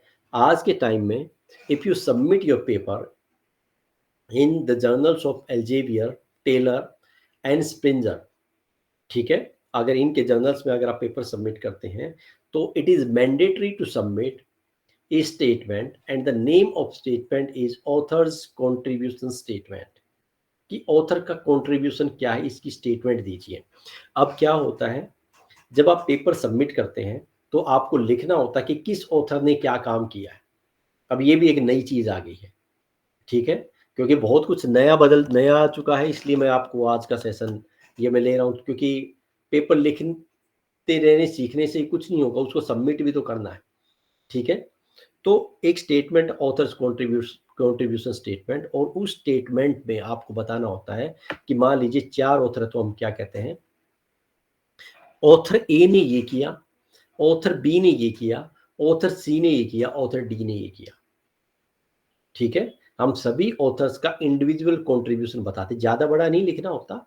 जैसे कि हम लिखते हैं ऑथर ए ने क्या किया, इंट्रोडक्शन ये जो भी किया, मेथड वगैरह पे काम किया, बी ने ये किया, बस 5-10 वर्ड का लिखना होता है एक का कंट्रीब्यूशन, ठीक है, इतना ही लिखना होता है। लेकिन ये लिखना होता है to justify the authorship, as long as your authorship is justified, कोई भी प्रॉब्लम नहीं है आपकी ऑथरशिप को लेके, ठीक है। तो ऑथर कितने भी हो सकते हैं, कोई प्रॉब्लम नहीं है, ठीक है। और कभी भी आप अगर मान लीजिए किसी पेपर में अगर आप 10वें नंबर पे हैं, तो कभी भी अपने आप को आप ऐसा फील मत कीजिए कि मैं तो 10वें नंबर पे हूँ। नंबर तो कुछ मायने ही नहीं रखते। देखिए ये बिल्कुल एक उसकी तरह है जैसे कि हम छोटे बच्चों को भी समझाते हैं। मान लीजिए आपका बच्चा रेस में है और वो हार गया, तो आप उसको क्या कहते हैं कि 2 में से 1 तो पीछे रह गए, 10 लोग हारेंगे तो कोई 10वें नंबर पे भी होगा। तो वही है, इसमें भी सभी फर्स्ट ऑथर थोड़ी हो सकते हैं, सभी सेकंड नहीं हो सकते, सभी थर्ड नहीं हो सकते, सभी फोर्थ फिफ्थ, हम सबको कोई ना कोई तो पोजीशन मिलेगी। तो जो 10वीं पोजीशन पे है, मान लीजिए 10 ऑथर है, 10वीं पोजीशन पे है, his contribution is equally important, क्योंकि दैट्स व्हाई हिज और her name is there in the list of authors. उसका नाम का होना ही ये प्रूव करता है कि उसका कंट्रीब्यूशन सिग्निफिकेंट है, क्योंकि authorship is assigned on the basis of significant contribution, ठीक है। तो that's all about authorship issue। किसी का कोई क्वेश्चन हो तो पूछ सकता है।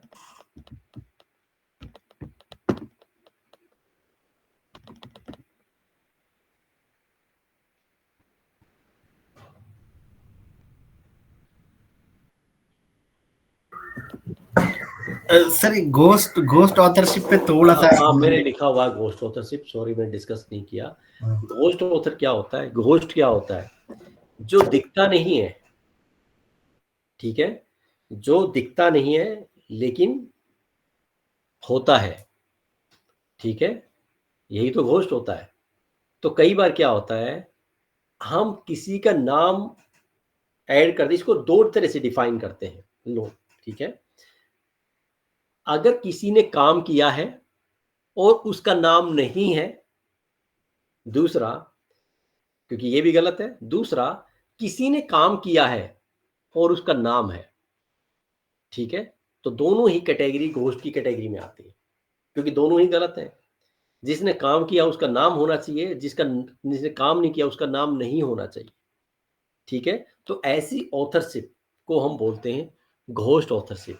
जिसने काम किया है अगर उसका नाम नहीं है, ठीक है, या जिसने काम नहीं किया और उसका नाम है, तो सच type of authorship is called ghost authorship, ठीक है। और ये काफ़ी आज के टाइम में काफ़ी न्यूज़ में भी है।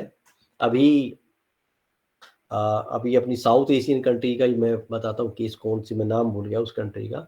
वहाँ के एक प्रोफेसर के नाम के आगे इस चीज़ को लेके काफ़ी आया कि ये घोस्ट ऑथर है, ठीक है। घोस्ट ऑथर कैसे होते हैं, जैसे कि मैं बताता हूँ, जैसे कि बहुत बार आपके पास वो आते हैं कि ऑथरशिप ओपन है, ठीक है, कि फर्स्ट ऑथर के चार्जेस है 5,000, सेकंड के 10,000, 15,000, 20,000, ठीक है। तो आप अपना नाम दे सकते हैं, आप अपनी ऑथरशिप चुनिए और पैसे दीजिए। तो आपने काम तो नहीं किया लेकिन आपका नाम होगा, ठीक है। तो ये जो सब चीज़ें हैं, ये खैर ये एक मैंने बताने के लिए बताया कि इस तरह के भी ऑथर होते हैं, लेकिन असल में ये ऑथर नहीं होते हैं, ऑथरशिप को क्वालिफाई नहीं करते हैं। ठीक है, Thank you, sir. Thank you, sir. Okay This subject was haunting me. Okay. तो अब हम बात करते हैं, तो ऑथर्स गाइडलाइंस पढ़िए आप, फिर देखिए ये विजिबल है आपको, जनरेटिव एआई यूसेज की principles. Yes, sir. Yes. So this is also given that if you are using generative AI like ChatGPT, तो आपको क्या यूज करना है, कैसे करना है, क्या क्या उसके बारे में लिखना है, कैसे वो करना है, सब कुछ एवरीथिंग इज गिवन। ठीक है, जैसे क्वेश्चन था कि अगर मान लीजिए किसी ने उनको यूज किया तो क्या करेंगे। ठीक है,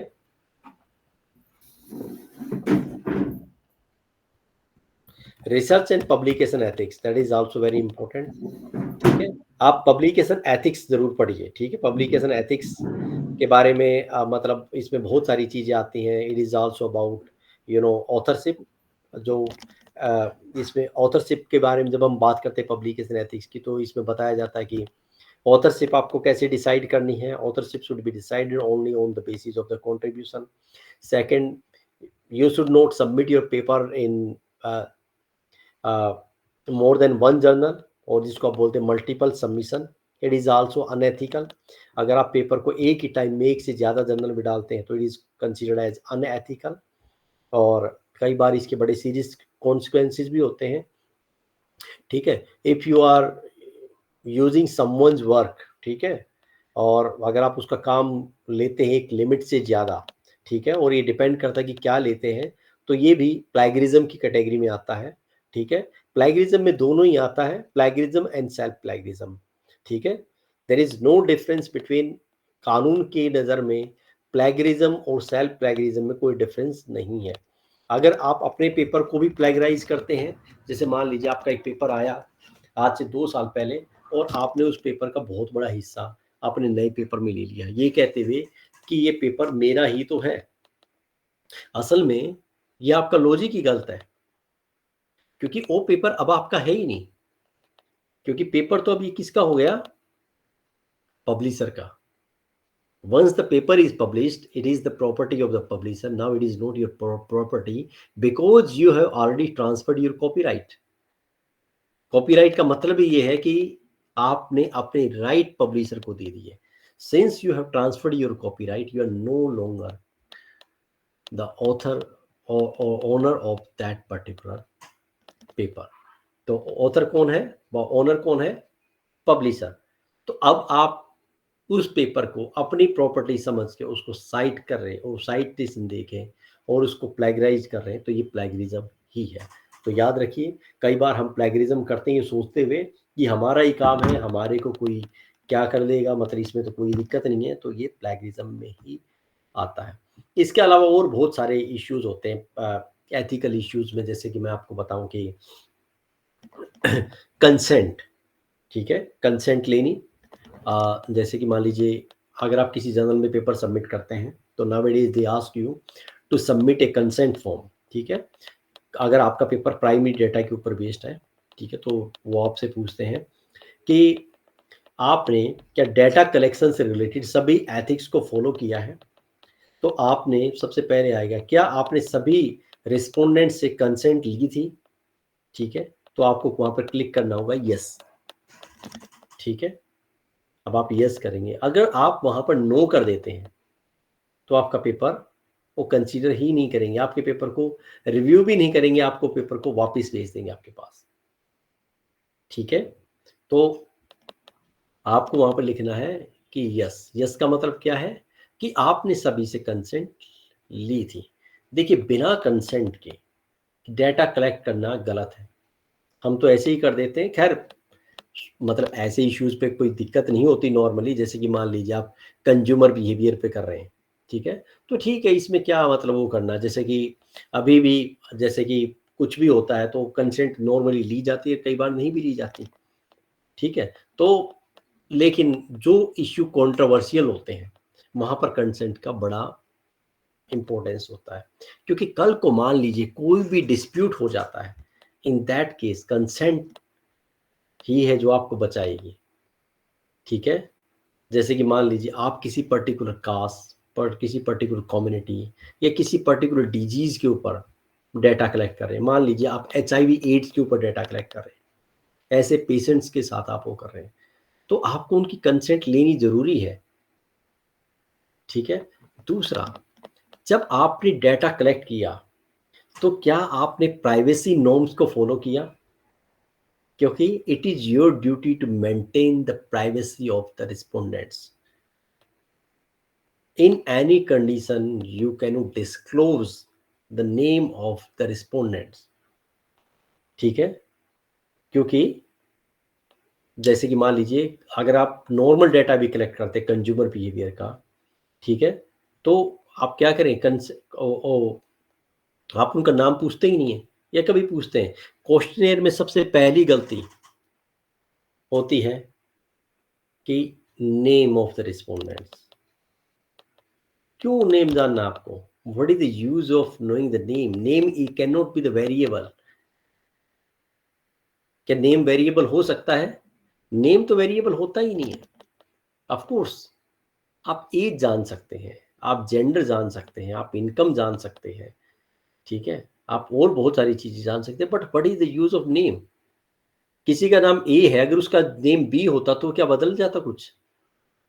तो इसलिए इसका कोई मतलब ही नहीं है। मतलब ही नहीं है तो पहली बात पूछना क्यों? दूसरी बात, आप इससे उसकी जो प्राइवेसी है उसको वो कर रहे हैं, क्योंकि जब भी आप किसी से क्वेश्चन पूछते हैं तो आप क्या करते हैं, अश्योर करते हैं कि योर इंफॉर्मेशन, आपकी जो इंफॉर्मेशन है वो कॉन्फिडेंशियल रखी जाएगी, और आपको रखनी भी चाहिए। ठीक है, अदरवाइज आपको कोई डेटा देगा ही नहीं। ठीक है, जैसे ही अगर आपको मान लीजिए क्वेश्चन फिल नहीं करवाना तो आप नाम पूछ लीजिए। नेम जैसे ही पूछेंगे कोई भी समझदार आपके क्वेश्चनेयर को भरेगा नहीं। ठीक है, क्योंकि नेम के पीछे एक रीजन होता है, नेम से बायसनेस भी आती है। जैसे मान लीजिए मैं ही कहूँ आपको कि मैंने अभी एक गूगल फॉर्म सर्कुलेट किया है और आप मेरा फीडबैक, मैं जानना चाहता हूँ मैं कैसा टीचर हूँ, मेरा फीडबैक आप मुझे दीजिए। अब मैं उसमें सबसे पहला क्वेश्चन लिखता हूँ नेम। अब जैसे ही नेम आएगा सबसे पहले तो आप ही सोचने लगेंगे कि क्या किया जाए। ठीक है, दूसरा आप भर भी देंगे तो मैं सोचने लगूंगा कि इसने मेरा फीडबैक खराब किया है, इसने मेरे अच्छे खासे लेक्चर को बेकार कर दिया, ये बहुत अच्छा आदमी है क्योंकि इसने तो पूरे पॉइंट्स दिए मेरे को, हर जगह 5 दिया है। तो this such type of biasness जो होती है आप जनरेट कर सकते हैं, क्रिएट कर सकते हैं। So to avoid such type of biasness, ethics को हमें फॉलो करना होता है, very important. Sometime not only the consent, sometimes you also need to take the special permission। ठीक है, जैसे कि मान लीजिए आप डेटा कलेक्ट करने जा रहे हैं HIV पेशेंट का। ठीक है, तो भले ही आप रिसर्चर हैं, भले ही आप PhD कर रहे हैं, ऐसे नहीं कर सकते कहीं भी जाके कि आप खड़े हो गए और मेडिकल के बाहर, हॉस्पिटल के बाहर की बताइए, HIV एड्स वार्ड के बाहर की, भाई आपको अच्छा आप तो यहाँ से निकले हैं, आपको HIV है बताइए, ऐसे नहीं होगा। You need to take special permission for this, क्योंकि it is related with health. ठीक है, ऐसे तो कोई किसी भी चीज के ऊपर डेटा कलेक्ट करके कह देगा कि ये टैबलेट लेने से तो ये बीमारी ठीक हो जाती है, ये टैबलेट लेने से बीमारी और बढ़ जाती है। आप क्रोसिन लेंगे तो आपको कैंसर हो जाएगा, अगर आप क्रोसिन लेंगे तो कैंसर ठीक हो जाएगा। आप कुछ भी बना के दे सकते हैं, आपके डेटा को कौन चैलेंज करेगा? क्योंकि उसमें नाम तो कोई है ही नहीं, नेम नहीं है, एड्रेस नहीं है, तो ये सब नहीं हो। तो इसके लिए you need to take special permission. ठीक है, और आपको मैं बताता हूँ एक इंटरेस्टिंग केस। एक कॉन्स्पिरेसी थ्योरी चली हुई है, आपने देखा होगा क्या, कि आज के टाइम में आपने देखा होगा लोगों को हार्ट प्रॉब्लम काफ़ी होने लगी है। ठीक है, पिछले अगर हम कोविड टाइम से पहले देखें और बाद में देखें तो ये बड़ी कॉमन है। ठीक है, आज के टाइम में आपने देखा होगा भाई काफ़ी यंग एज में भी लोगों को ये प्रॉब्लम हो गई है। अब इसके पीछे दो थ्योरी हैं। पहली थ्योरी क्या कहती है, डॉक्टर के पास जाओ तो डॉक्टर कहेगा it is because of the Covid, क्योंकि कोविड ने आपके लंग्स को, कोविड ने आपके ऑर्गन को कमज़ोर कर दिया है और हमारे हार्ट को भी वीक कर दिया है, जिसके कारण से सडन कार्डियक अरेस्ट हो रहे हैं। एक पहली थ्योरी। अब कुछ लोग क्या भी कहते हैं इसका, कुछ लोग इसका दूसरा वर्जन कहते हैं। कुछ लोग कहते हैं कि ये तो वैक्सीन की वजह से हुआ है, कि जब से ये वैक्सीन लगी है तब से लोगों को ये प्रॉब्लम आई है। ठीक है, दूसरी थ्योरी ये है। अब मान लीजिए आप दूसरी थ्योरी पे काम करना चाहते हैं। अब आप जाते हैं और हर उस पेशेंट के पास जिसको पिछले कोविड के बाद से हार्ट प्रॉब्लम हुई है और उससे पहले कोई प्रॉब्लम नहीं थी, अब आप जाते हैं, आप उनसे पूछते हैं कि आपने वैक्सीन ली थी? हाँ, वैक्सीन ली थी। ठीक है, अब आप क्या है, वैक्सीन ली थी। अब आप उसके बीच में जो भी डाटा निकालते हैं, क्या रिजल्ट्स निकलेंगे? जिन्होंने वैक्सीन ली थी, अब वैक्सीन तो सभी ने ले रखी है ना, मजे की बात ये है। ठीक है, अब वैक्सीन क्योंकि ज़्यादातर लोगों ने ले रखी है, तो अब आप क्या, मान लीजिए आपकी स्टडी के रिजल्ट्स आते हैं कि कोविड वैक्सीन की वजह से जिन लोगों ने कोविड-19 वैक्सीन ली है उनको ज़्यादा हार्ट प्रॉब्लम है, मान लीजिए रिजल्ट आ जाते हैं और आप इन रिजल्ट्स को पेपर में कहीं पब्लिश कर देते हैं, बड़े जर्नल में वो पब्लिश भी कर देता है, तो क्या होगा? क्या होगा बताइए?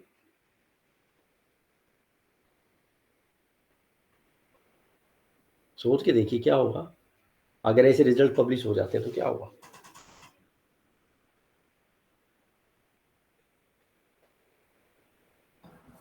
वो वैक्सीन वैक्सीन कंपनियों पे बहुत बुरा असर पड़ेगा उन पर।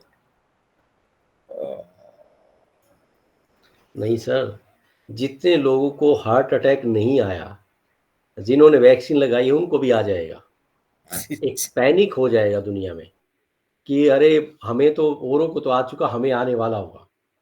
एक पैनिक क्रिएट हो जाएगा पूरे वर्ल्ड में, उस वैक्सीन के ऊपर क्वेश्चन मार्क लग जाएगा, पूरे वर्ल्ड की मेडिकल उसके ऊपर क्वेश्चन मार्क होगा ये, और ये इतना बड़ा होगा कि ये संभलने में नहीं आएगा। तो ऐसे, इसलिए आपने देखा होगा, ये थ्योरी तो आपने सुनी होगी ना, सुनने में तो आती है ना, लेकिन कभी भी इसके ऊपर स्टडी क्यों नहीं हुई? द रीजन इज कि आपको कभी परमिशन नहीं मिलेगी इसके ऊपर काम करने की। ठीक है, क्योंकि अगर मान लीजिए ऐसा है भी तो भी क्या, कई लोग हाथ दिखाते हैं, देखा होगा आपने, हाथ दिखाना, भविष्य जानना। अब भविष्य जानना क्या है? मुझे भी कहा किसी ने कि ये हाथ देखते हैं, हाथ दिखाइए। मैंने एक ही बात कही, so what if I know my future. इससे क्या हो जाएगा अगर मैं अपना भविष्य जानता हूं? अगर वो तय है, अगर वो तय है तो कुछ बदल नहीं सकता, और अगर बदल नहीं सकता तो जानना क्यों? अगर वो तय नहीं है, अब मैं बदल सकता हूं तो जान लेता हूं, और लेकिन आप कहते हैं कि सब तय ही है, तो फिर जानना क्यों है? तो ये वैक्सीन का केस भी ऐसा ही है। अगर ऐसा है भी तो बस आप अब चुप रहिए, इस चीज को निकालिए मत, अब इसको ऐसे ही रहने दीजिए। बहुत सारी चीजों की आपको परमिशन नहीं मिलेगी, आपको कुछ भी करना है आपको परमिशन लेनी पड़ेगी, आपको परमिशन लेनी चाहिए। ठीक है, तो जब भी आप कभी भी वो करें तो आप इस तरह की परमिशन लीजिए। इसके अलावा एक चीज और आपसे पूछेंगे कि do you have right to use the data. देखिए, छोटी छोटी चीजें मैं आपको बता रहा हूँ, बारीक चीजें हैं, लेकिन इनका अगर आपको नहीं पता होगा आप कभी पेपर सबमिट नहीं कर पाएंगे। ठीक है, आपसे क्वेश्चन पूछा जाएगा, do you have right to use the data, do you have right to retain the data, do you have right to share the data. तीन चीजें आपसे पूछी जाएंगी, अब इनके जवाब आपके पास होने चाहिए। Do you have right to use the data, आपके पास ऑप्शन होगा यस और नो। अगर आप कहते नो, अगर आप कहते हैं कि आपके पास डाटा को यूज करने का राइट ही नहीं है, तो आपने पेपर कैसे लिख दिया? ठीक है, अब आप कहते हैं yes I have right to use the data, ठीक है, तो आप पूछेंगे do you have right to retain the data, क्या अब ये डाटा आपके पास ही रहेगा, ये रिटेन करने का आपके पास अधिकार है? तो आप मान लीजिए कहते हैं नो, तो तीसरा क्वेश्चन होगा do you have right to share the data. अगर मान लीजिए वहां पर कहते हैं आप यस, तो कहेंगे if you don't have right to retain the data, without retaining how you can share the data. आप डेटा को रिटेन ही नहीं कर सकते तो शेयर कैसे कर सकते हैं? जब आप किसी चीज को अपने पास रख ही नहीं सकते तो शेयर कैसे कर सकते हैं? तो तीनों के जवाब क्या होने चाहिए? यस। फर्स्ट टू के आंसर यस में होने चाहिए, थर्ड का आंसर आप नो भी कर सकते हैं। तो ये जो चीजें हैं, फिर वो आपसे पूछता है do you have right to share the data, तो आप कहते हैं यस। तो पूछेंगे कि डेटा शेयर के लिए किसको हमें कांटेक्ट करना होगा, या कोई ऑथर मान लीजिए, जैसे मान लीजिए मेरा एक पेपर है, आप चाहते हैं कि आप इसके डेटा सेट यूज करें या आप इसके डेटा सेट को देखना चाहते हैं, तो आप किससे मांगेंगे वो डेटा सेट? तो उसमें लिखा जाएगा, इसलिए नीचे मेल में भी लिखा, उसमें लिखा होता है कि all the correspondence related to the paper should be communicated to the corresponding author.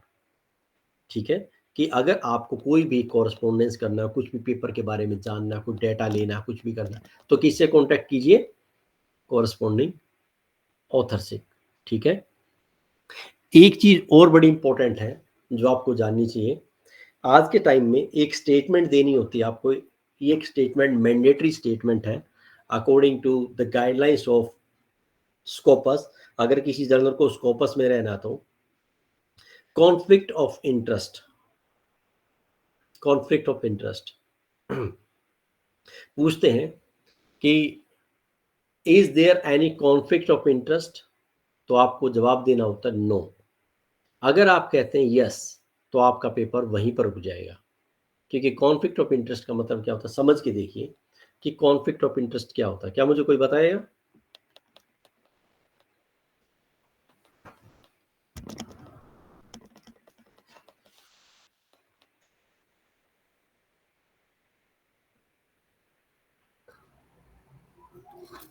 I mean, is it going to hurt anybody? ठीक है, कॉन्फ्लिक्ट ऑफ इंटरेस्ट 3 तरह का होता है, फाइनेंशियल, फिजिकल एंड मेंटल कहिए, साइकोलॉजिकल कहिए, जो भी कहिए आप। ठीक है, ठीक है, financial, physical and psychological. Financial conflict of interest को समझिए कि अगर आपके काम से किसी दूसरे को नुकसान हो जाता है, ठीक हो सकता है, तो ये फाइनेंशियल कॉन्फ्लिक्ट है। ठीक है, दूसरा फिजिकल कॉन्फ्लिक्ट, आपके किसी एक्ट से, रिसर्च से किसी को फिजिकली नुकसान हो सकता है, तो ये फिजिकल कॉन्फ्लिक्ट है। और आपकी रिसर्च से किसी को मेंटली नुकसान हो सकता है, तो ये तीसरा कॉन्फ्लिक्ट ऑफ इंटरेस्ट है। अब ये कैसे अराइज होता है इसको समझते हैं, फाइनेंशियल कॉन्फ्लिक्ट ऑफ इंटरेस्ट को समझते हैं। फाइनेंशियल कॉन्फ्लिक्ट ऑफ इंटरेस्ट कैसे अराइज होता है? जैसे कि मैं काम करता हूं एम्स में, ठीक है, ये मान लीजिए, सही एग्जांपल लेते हैं कि मैं दिल्ली यूनिवर्सिटी में काम करता हूं। अब क्या है, मेरे पास दिल्ली यूनिवर्सिटी के सारे स्टूडेंट्स का डेटा है। ठीक है, मेरे पास एक्सेस है, मान लीजिए है। अब क्योंकि मेरे पास तो सब कुछ है, उनका नाम क्या है, कहाँ से हैं, उनके फादर क्या करते हैं, इनकम कितनी है, किस कास्ट से हैं, किस कम्युनिटी से हैं, सभी कुछ है। अब मान लीजिए मैं उस डेटा को यूज करके एक पेपर लिखता हूं, क्या मैं ऐसा कर सकता हूं? नहीं कर सकते हैं नहीं कर सर। सकते, क्योंकि वो मेरी प्रॉपर्टी नहीं है। The simple reason is that वो मेरी प्रॉपर्टी नहीं, वो तो एक अलग चीज है, प्राइवेसी इशू। तो सबसे बड़ी बात यह है वो मेरी प्रॉपर्टी है ही नहीं। वो प्रॉपर्टी किसकी है? वो प्रॉपर्टी है यूनिवर्सिटी ऑफ दिल्ली की, दिल्ली यूनिवर्सिटी की प्रॉपर्टी है। तो अगर मैं ऐसा करके वो करता हूं तो किसके इंटरेस्ट को वायलेट करता हूं? दिल्ली यूनिवर्सिटी के इंटरेस्ट को वायलेट करता हूं। ठीक है, पहला conflict of interest, physical conflict of interest. आपने क्या किया, आपने एक, मान लीजिए कोई कफ सिरप निकला है, ठीक है, मान लीजिए कोई आयुर्वेदिक कफ सिरप है किसी भी XYZ कंपनी का, ठीक है। अब आप लेते हैं और आप कहते हैं, आप आयुर्वेदिक के बड़े जबरदस्त हो हैं कि भाई आयुर्वेदिक ज़्यादा अच्छा है, तो आप एक कफ सिरप को लेके वो करते हैं और आप कहते हैं कि इस कफ सिरप से खांसी जल्दी ठीक होती है, जल्दी का मतलब 2 बार में ही ठीक हो जाती है बजाय कि दूसरे उसके। तो आप क्या करते हैं, पेशेंट को, अलग अलग पेशेंट को, एक को कफ सिरप देते हैं और एक को क्या देते हैं, जो भी एलोपैथी दवाई होती है वो देते हैं, ठीक है। अब आपके रिजल्ट्स बिल्कुल सही आते हैं, जो आपने कहा था वही आए रिजल्ट, कि जिसने आयुर्वेदिक दवाई ली है उसको कफ जल्दी ठीक हो गई 2 दिन में ही, और जो एलोपैथी ले रहा है उसको तो बार बार हो रही है। रिजल्ट भी बिल्कुल सही है, अच्छे हैं। This is the physical conflict of interest. क्यों है ऐसा फिजिकल? अब क्या होगा, अब जो दूसरी कंपनी है वो कोर्ट में जाएगी, कोर्ट में जाके कहेगी एलोपैथी कंपनी कि इन्होंने इस तरह की स्टडी कंडक्ट की है। आप कहेंगे सर स्टडी तो मैंने कंडक्ट की, लेकिन इसके रिजल्ट देखिए, ये तो ठग रहे थे लोगों को इतने सालों से, और इन्होंने तो बिल्कुल गलत काम किया है एलोपैथी के नाम पे। उनका वकील क्या कहेगा कि सर बिल्कुल सही है, इनकी स्टडी के रिजल्ट बिल्कुल अच्छे हैं, लेकिन बस मैं तो ये जानना चाहता हूं कि अगर इनके दवाई देने से किसी एक की भी जान चली जाती तो क्या होता? ये है फिजिकल कॉन्फ्लिक्ट ऑफ इंटरेस्ट, कि आपके काम से, आपकी रिसर्च से किसी की जान भी जा सकती है, उसको फिजिकली नुकसान हो सकता है, ठीक है। तीसरा कॉन्फ्लिक्ट ऑफ इंटरेस्ट साइकोलॉजिकल। आपने एक रिसर्च पेपर लिखा और रिसर्च पेपर में एक पर्टिकुलर कास्ट या कम्युनिटी के बारे में कुछ ऐसे रिजल्ट्स निकाल दिए जिनको पढ़ के उस कम्युनिटी या उस कास्ट के लोगों को बिल्कुल भी अच्छा नहीं लगेगा, ठीक है, ठीक है, बिल्कुल आपकी रिसर्च तो सही है, लेकिन ये गलत है। ये है साइकोलॉजिकल कॉन्फ्लिक्ट ऑफ इंटरेस्ट, ठीक है, ये कंट्रोवर्शियल है, ये रिजल्ट्स है, ठीक है। तो इस तरह की जो रिसर्च होती हैं जहां पर कॉन्फ्लिक्ट ऑफ इंटरेस्ट होता है, उन रिसर्च को कोई भी जर्नल पब्लिश नहीं करता है, ठीक है।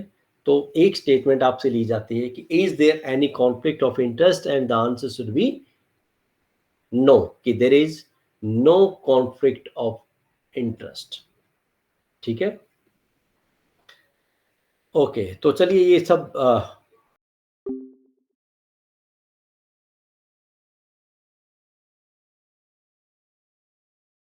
कई बार क्या होता है आपका बस एक्नॉलेजमेंट से ही काम बन जाता है, but sometimes you need to take the permission from the third party, ठीक है, आपको परमिशन लेनी पड़ती है, and that permission should be in the written form. जैसे कि मान लीजिए कोई मटेरियल आप यूज कर रहे हैं तो वहां पर लिखा होता है स्पेसिफिकली, जैसे कि दो आप ओपन एक्सेस मटेरियल भी देखते हैं ना, तो दो मटेरियल दो तरह के होते हैं, एक होता है कि ओपन एक्सेस आप यूज कर सकते हैं, आप साइट कर सकते हैं। कई बार लिखा होता है you cannot use any part of the paper or report without permission of the publisher। अगर ऐसा कहीं पर भी लिखा हुआ है तो इवन आप उसको लेके साइट भी नहीं कर सकते, ऐसे में आपको थर्ड पार्टी की परमिशन चाहिए ही चाहिए। ऐसी रिपोर्ट को आप कभी साइट भी मत कीजिएगा जिस पे लिखा हो कि अगर आपको ये पेपर यूज करना है इन एनी वे, ठीक है, if you want to use it in any manner then you need to take prior permission, ठीक है। तो प्रायर परमिशन के लिए क्या करना पड़ेगा, आपको उनको मेल लिखनी पड़ेगी और उनसे परमिशन लेनी पड़ेगी। If they allow you then only you can take, otherwise you can not take. एक मिसकंसेप्शन है कि एक्नॉलेजमेंट दे दो, एक्नॉलेजमेंट से बच जाएंगे। एक्नॉलेजमेंट का कोई मतलब नहीं है, ठीक है। एक्नॉलेजमेंट से आप नहीं बच सकते, ठीक है। एक्नॉलेजमेंट जब जहां पर परमिशन की जरूरत है वहां पर परमिशन की, तो वहां पर कई बार लिखा होता है कि थर्ड पार्टी परमिशन आपने ली है, वहां पर आएगा कि नोट रिक्वायर्ड, यस और नो। अगर आप कहते हैं नोट रिक्वायर्ड तो ठीक है, अगर आप कहते हैं यस तो आपको अपलोड करना पड़ेगा, अगर आप कहते नो तो पेपर को पब्लिश नहीं करेंगे, कहेंगे कि अगर जरूरत थी तो आपने ली क्यों नहीं।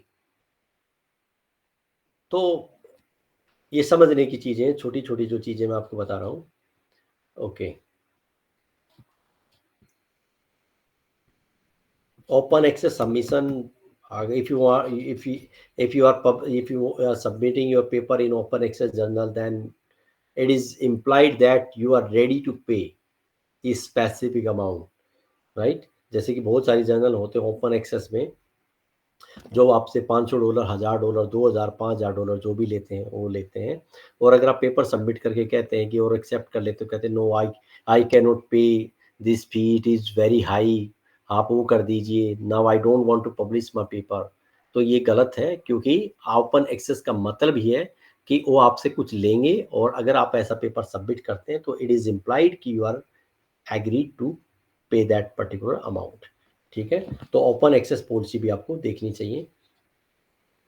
Added to this transparency in openness, manuscript submission guidelines. अब ये देखिए, ये कुछ चीजें हैं, पेपर को कैसे आपको सेट करना है, कैसे एब्स्ट्रैक्ट लिखना है, कैसे कीवर्ड्स लिखने हैं, कीवर्ड्स कितने लिखने हैं, आर्टिकल क्लासिफिकेशन किस बेस पे करना है, ठीक है। हेडिंग कैसे लिखनी है, नोट्स कैसे लिखने हैं, एंड नोट कैसे लिखने हैं, फिगर कैसे बनानी है, टेबल्स, सप्लीमेंट्री मटेरियल कैसे देना है आपको, ठीक है। और ये देखिए रेफरेंसेस कैसे देने हैं आपको, रेफरेंसेस किस में देने, हार्वर्ड स्टाइल में देने, अलग अलग जर्नल का अलग अलग स्टाइल होता है। ये देखिए और बताया हुआ कि आपको किस ढंग से एग्जाम्पल दे के सिखाया हुआ कि आप किस ढंग से वो कर सकते हैं, ठीक है। तो submit your manuscript, double check your manuscript before submission, आप दोबारा से चेक कीजिए। अब ये आ गया सबमिशन प्रोसेस, ठीक है। सबमिशन प्रोसेस कैसे है कि आप कैसे पेपर को सबमिट कर सकते हैं, सभी चीजें जानिए, ठीक है।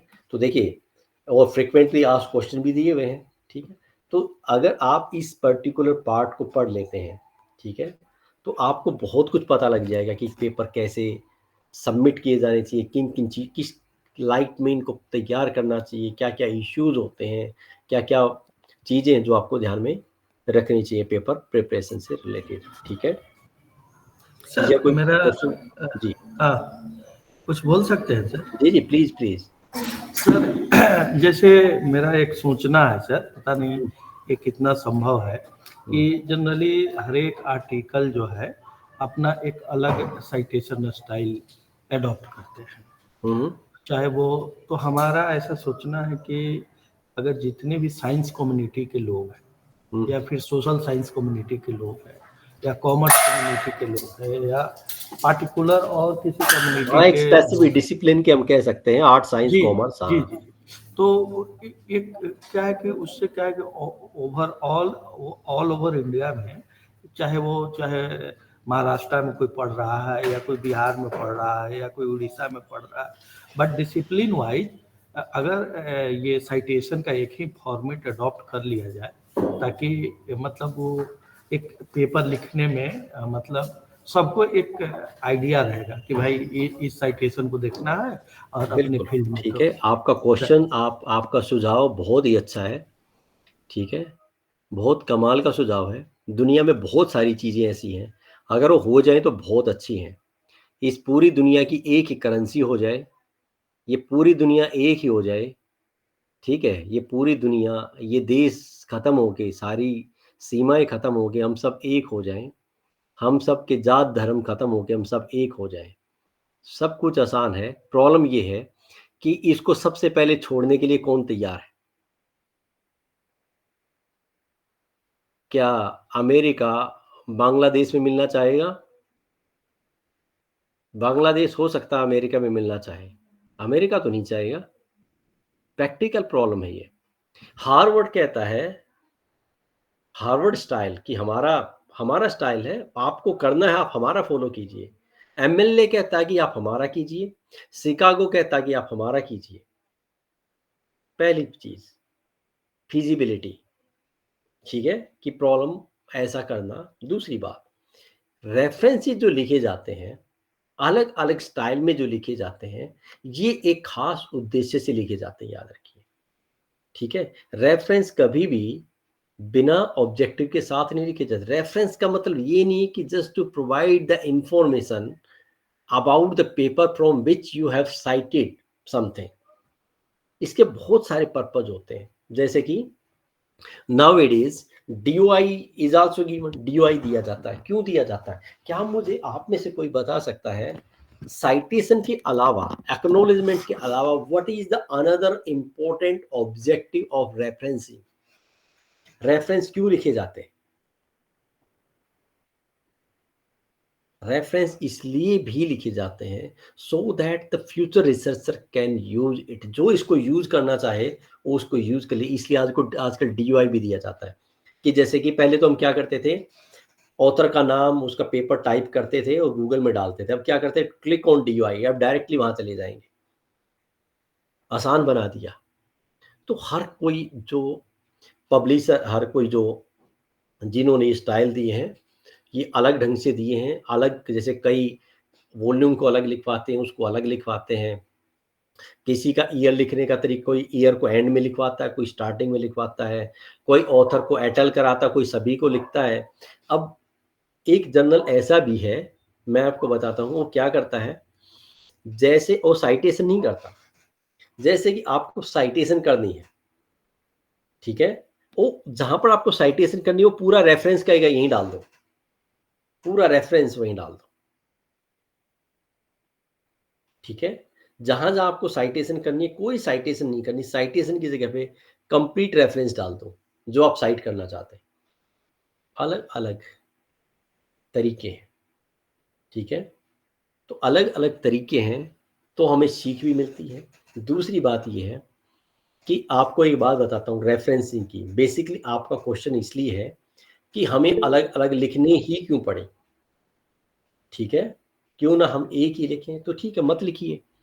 मैं बताता हूँ आज भी आपको, मैं जब पेपर लिखता हूँ आज भी, मैं कोई ना MLA, ना शिकागो, ना हार्वर्ड, मैं कोई भी फॉर्मेट यूज नहीं करता। मेरा अपना ही फॉर्मेट है। बस उस फॉर्मेट में पता क्या होती है, कंप्लीट इंफॉर्मेशन होती है। Name of the author, year, title of the paper, name of the journal, volume number, page number, DOI, ये सभी इंफॉर्मेशन होती हैं। और आज तक किसी जर्नल ने ये नहीं कहा है कि आपका पेपर हमारे उसके अकॉर्डिंग नहीं, हम इसको रिजेक्ट करें। वो क्या करेंगे, रेफरेंस तो आपसे बाद में करेक्ट करा लेंगे। रेफरेंस की फॉर्मेट की वजह से कभी पेपर रिजेक्ट नहीं होगा, आपका याद रखिए।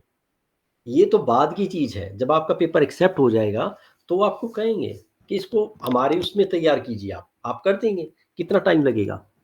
क्योंकि इसके पीछे रीजन एक और भी है। आपका क्वेश्चन एक ढंग से इसलिए भी अच्छा है, और उसी का आंसर मैंने दिया आपको, कि अगर आप अलग अलग जर्नल में सबमिट करते तो अलग बार बार आपको रेफरेंसिंग बदलनी पड़ेगी, जो कि बहुत मुश्किल काम है। तो इसीलिए जर्नल वाले भी ये बात जानते हैं कि मैंने पहले एमराल्ड में किया था, अब मैं स्प्रिंजर में कर रहा हूं, तो फॉर्मेट अलग अलग होगा। आपने रेफरेंसिंग में देखा होगा कई बार लिखा होता 1 2 3 4, देखा है? साइटेशन में नेम नहीं लिखा होता, 1 2 3 4 लिखा होता है। ये भी रेफरेंसिंग का स्टाइल है जो कि IEEE फॉलो करता है। एक पेपर मैंने एक ऐसे जर्नल में भेज दिया जहां पर जर्नल का रेफरेंसिंग का स्टाइल यही था, लेकिन मैंने नेम के साथ साइट किया हुआ था। उन्होंने पेपर को रिजेक्ट नहीं किया, उन्होंने इसके बारे में कभी कुछ नहीं कहा। पेपर की रिवीजन होती रही, पेपर फाइनली एक्सेप्ट हो गया। और जब एक्सेप्ट हो गया तो उन्होंने कहा कि आप रेफरेंसिंग स्टाइल हमारे उसमें कीजिए। मैंने कर दिए, बिल्कुल लॉजिकल भी है, क्या प्रॉब्लम है? सब कुछ तैयार हो गया। अब रेफरेंसिंग क्या है, फर्स्ट रेफरेंस को A डालो, उसको 2 डालो, उसको 3 डालो, उन रेफरेंस को वहीं पर कॉपी करके पेस्ट कर दीजिए, बस हो गया। तो इसलिए कोई बहुत बड़ी प्रॉब्लम नहीं है, इसके बारे में डरने की जरूरत नहीं। और दुनिया में कुछ डर ऐसे होते हैं जो कभी असल में वो हमें कोई नुकसान पहुंचाएंगे नहीं। रेफरेंसिंग स्टाइल भी उन्हीं में से एक है कि बस हम, इसलिए कई बार मैंने देखा कई लोग इसी की वर्कशॉप भी लगाते हैं कि हाउ टू राइट रेफरेंसेस। अब मैं भी बता सकता हूं, मैं एक रेफरेंस को 32 टाइम्स लिख सकता हूं, मतलब अलग अलग तरीके से उसको अलग अलग ढंग से कर सकता हूँ, 32 वेज। ठीक है, अब मैं इसके ऊपर पूरा 4-5 घंटे की एक वर्कशॉप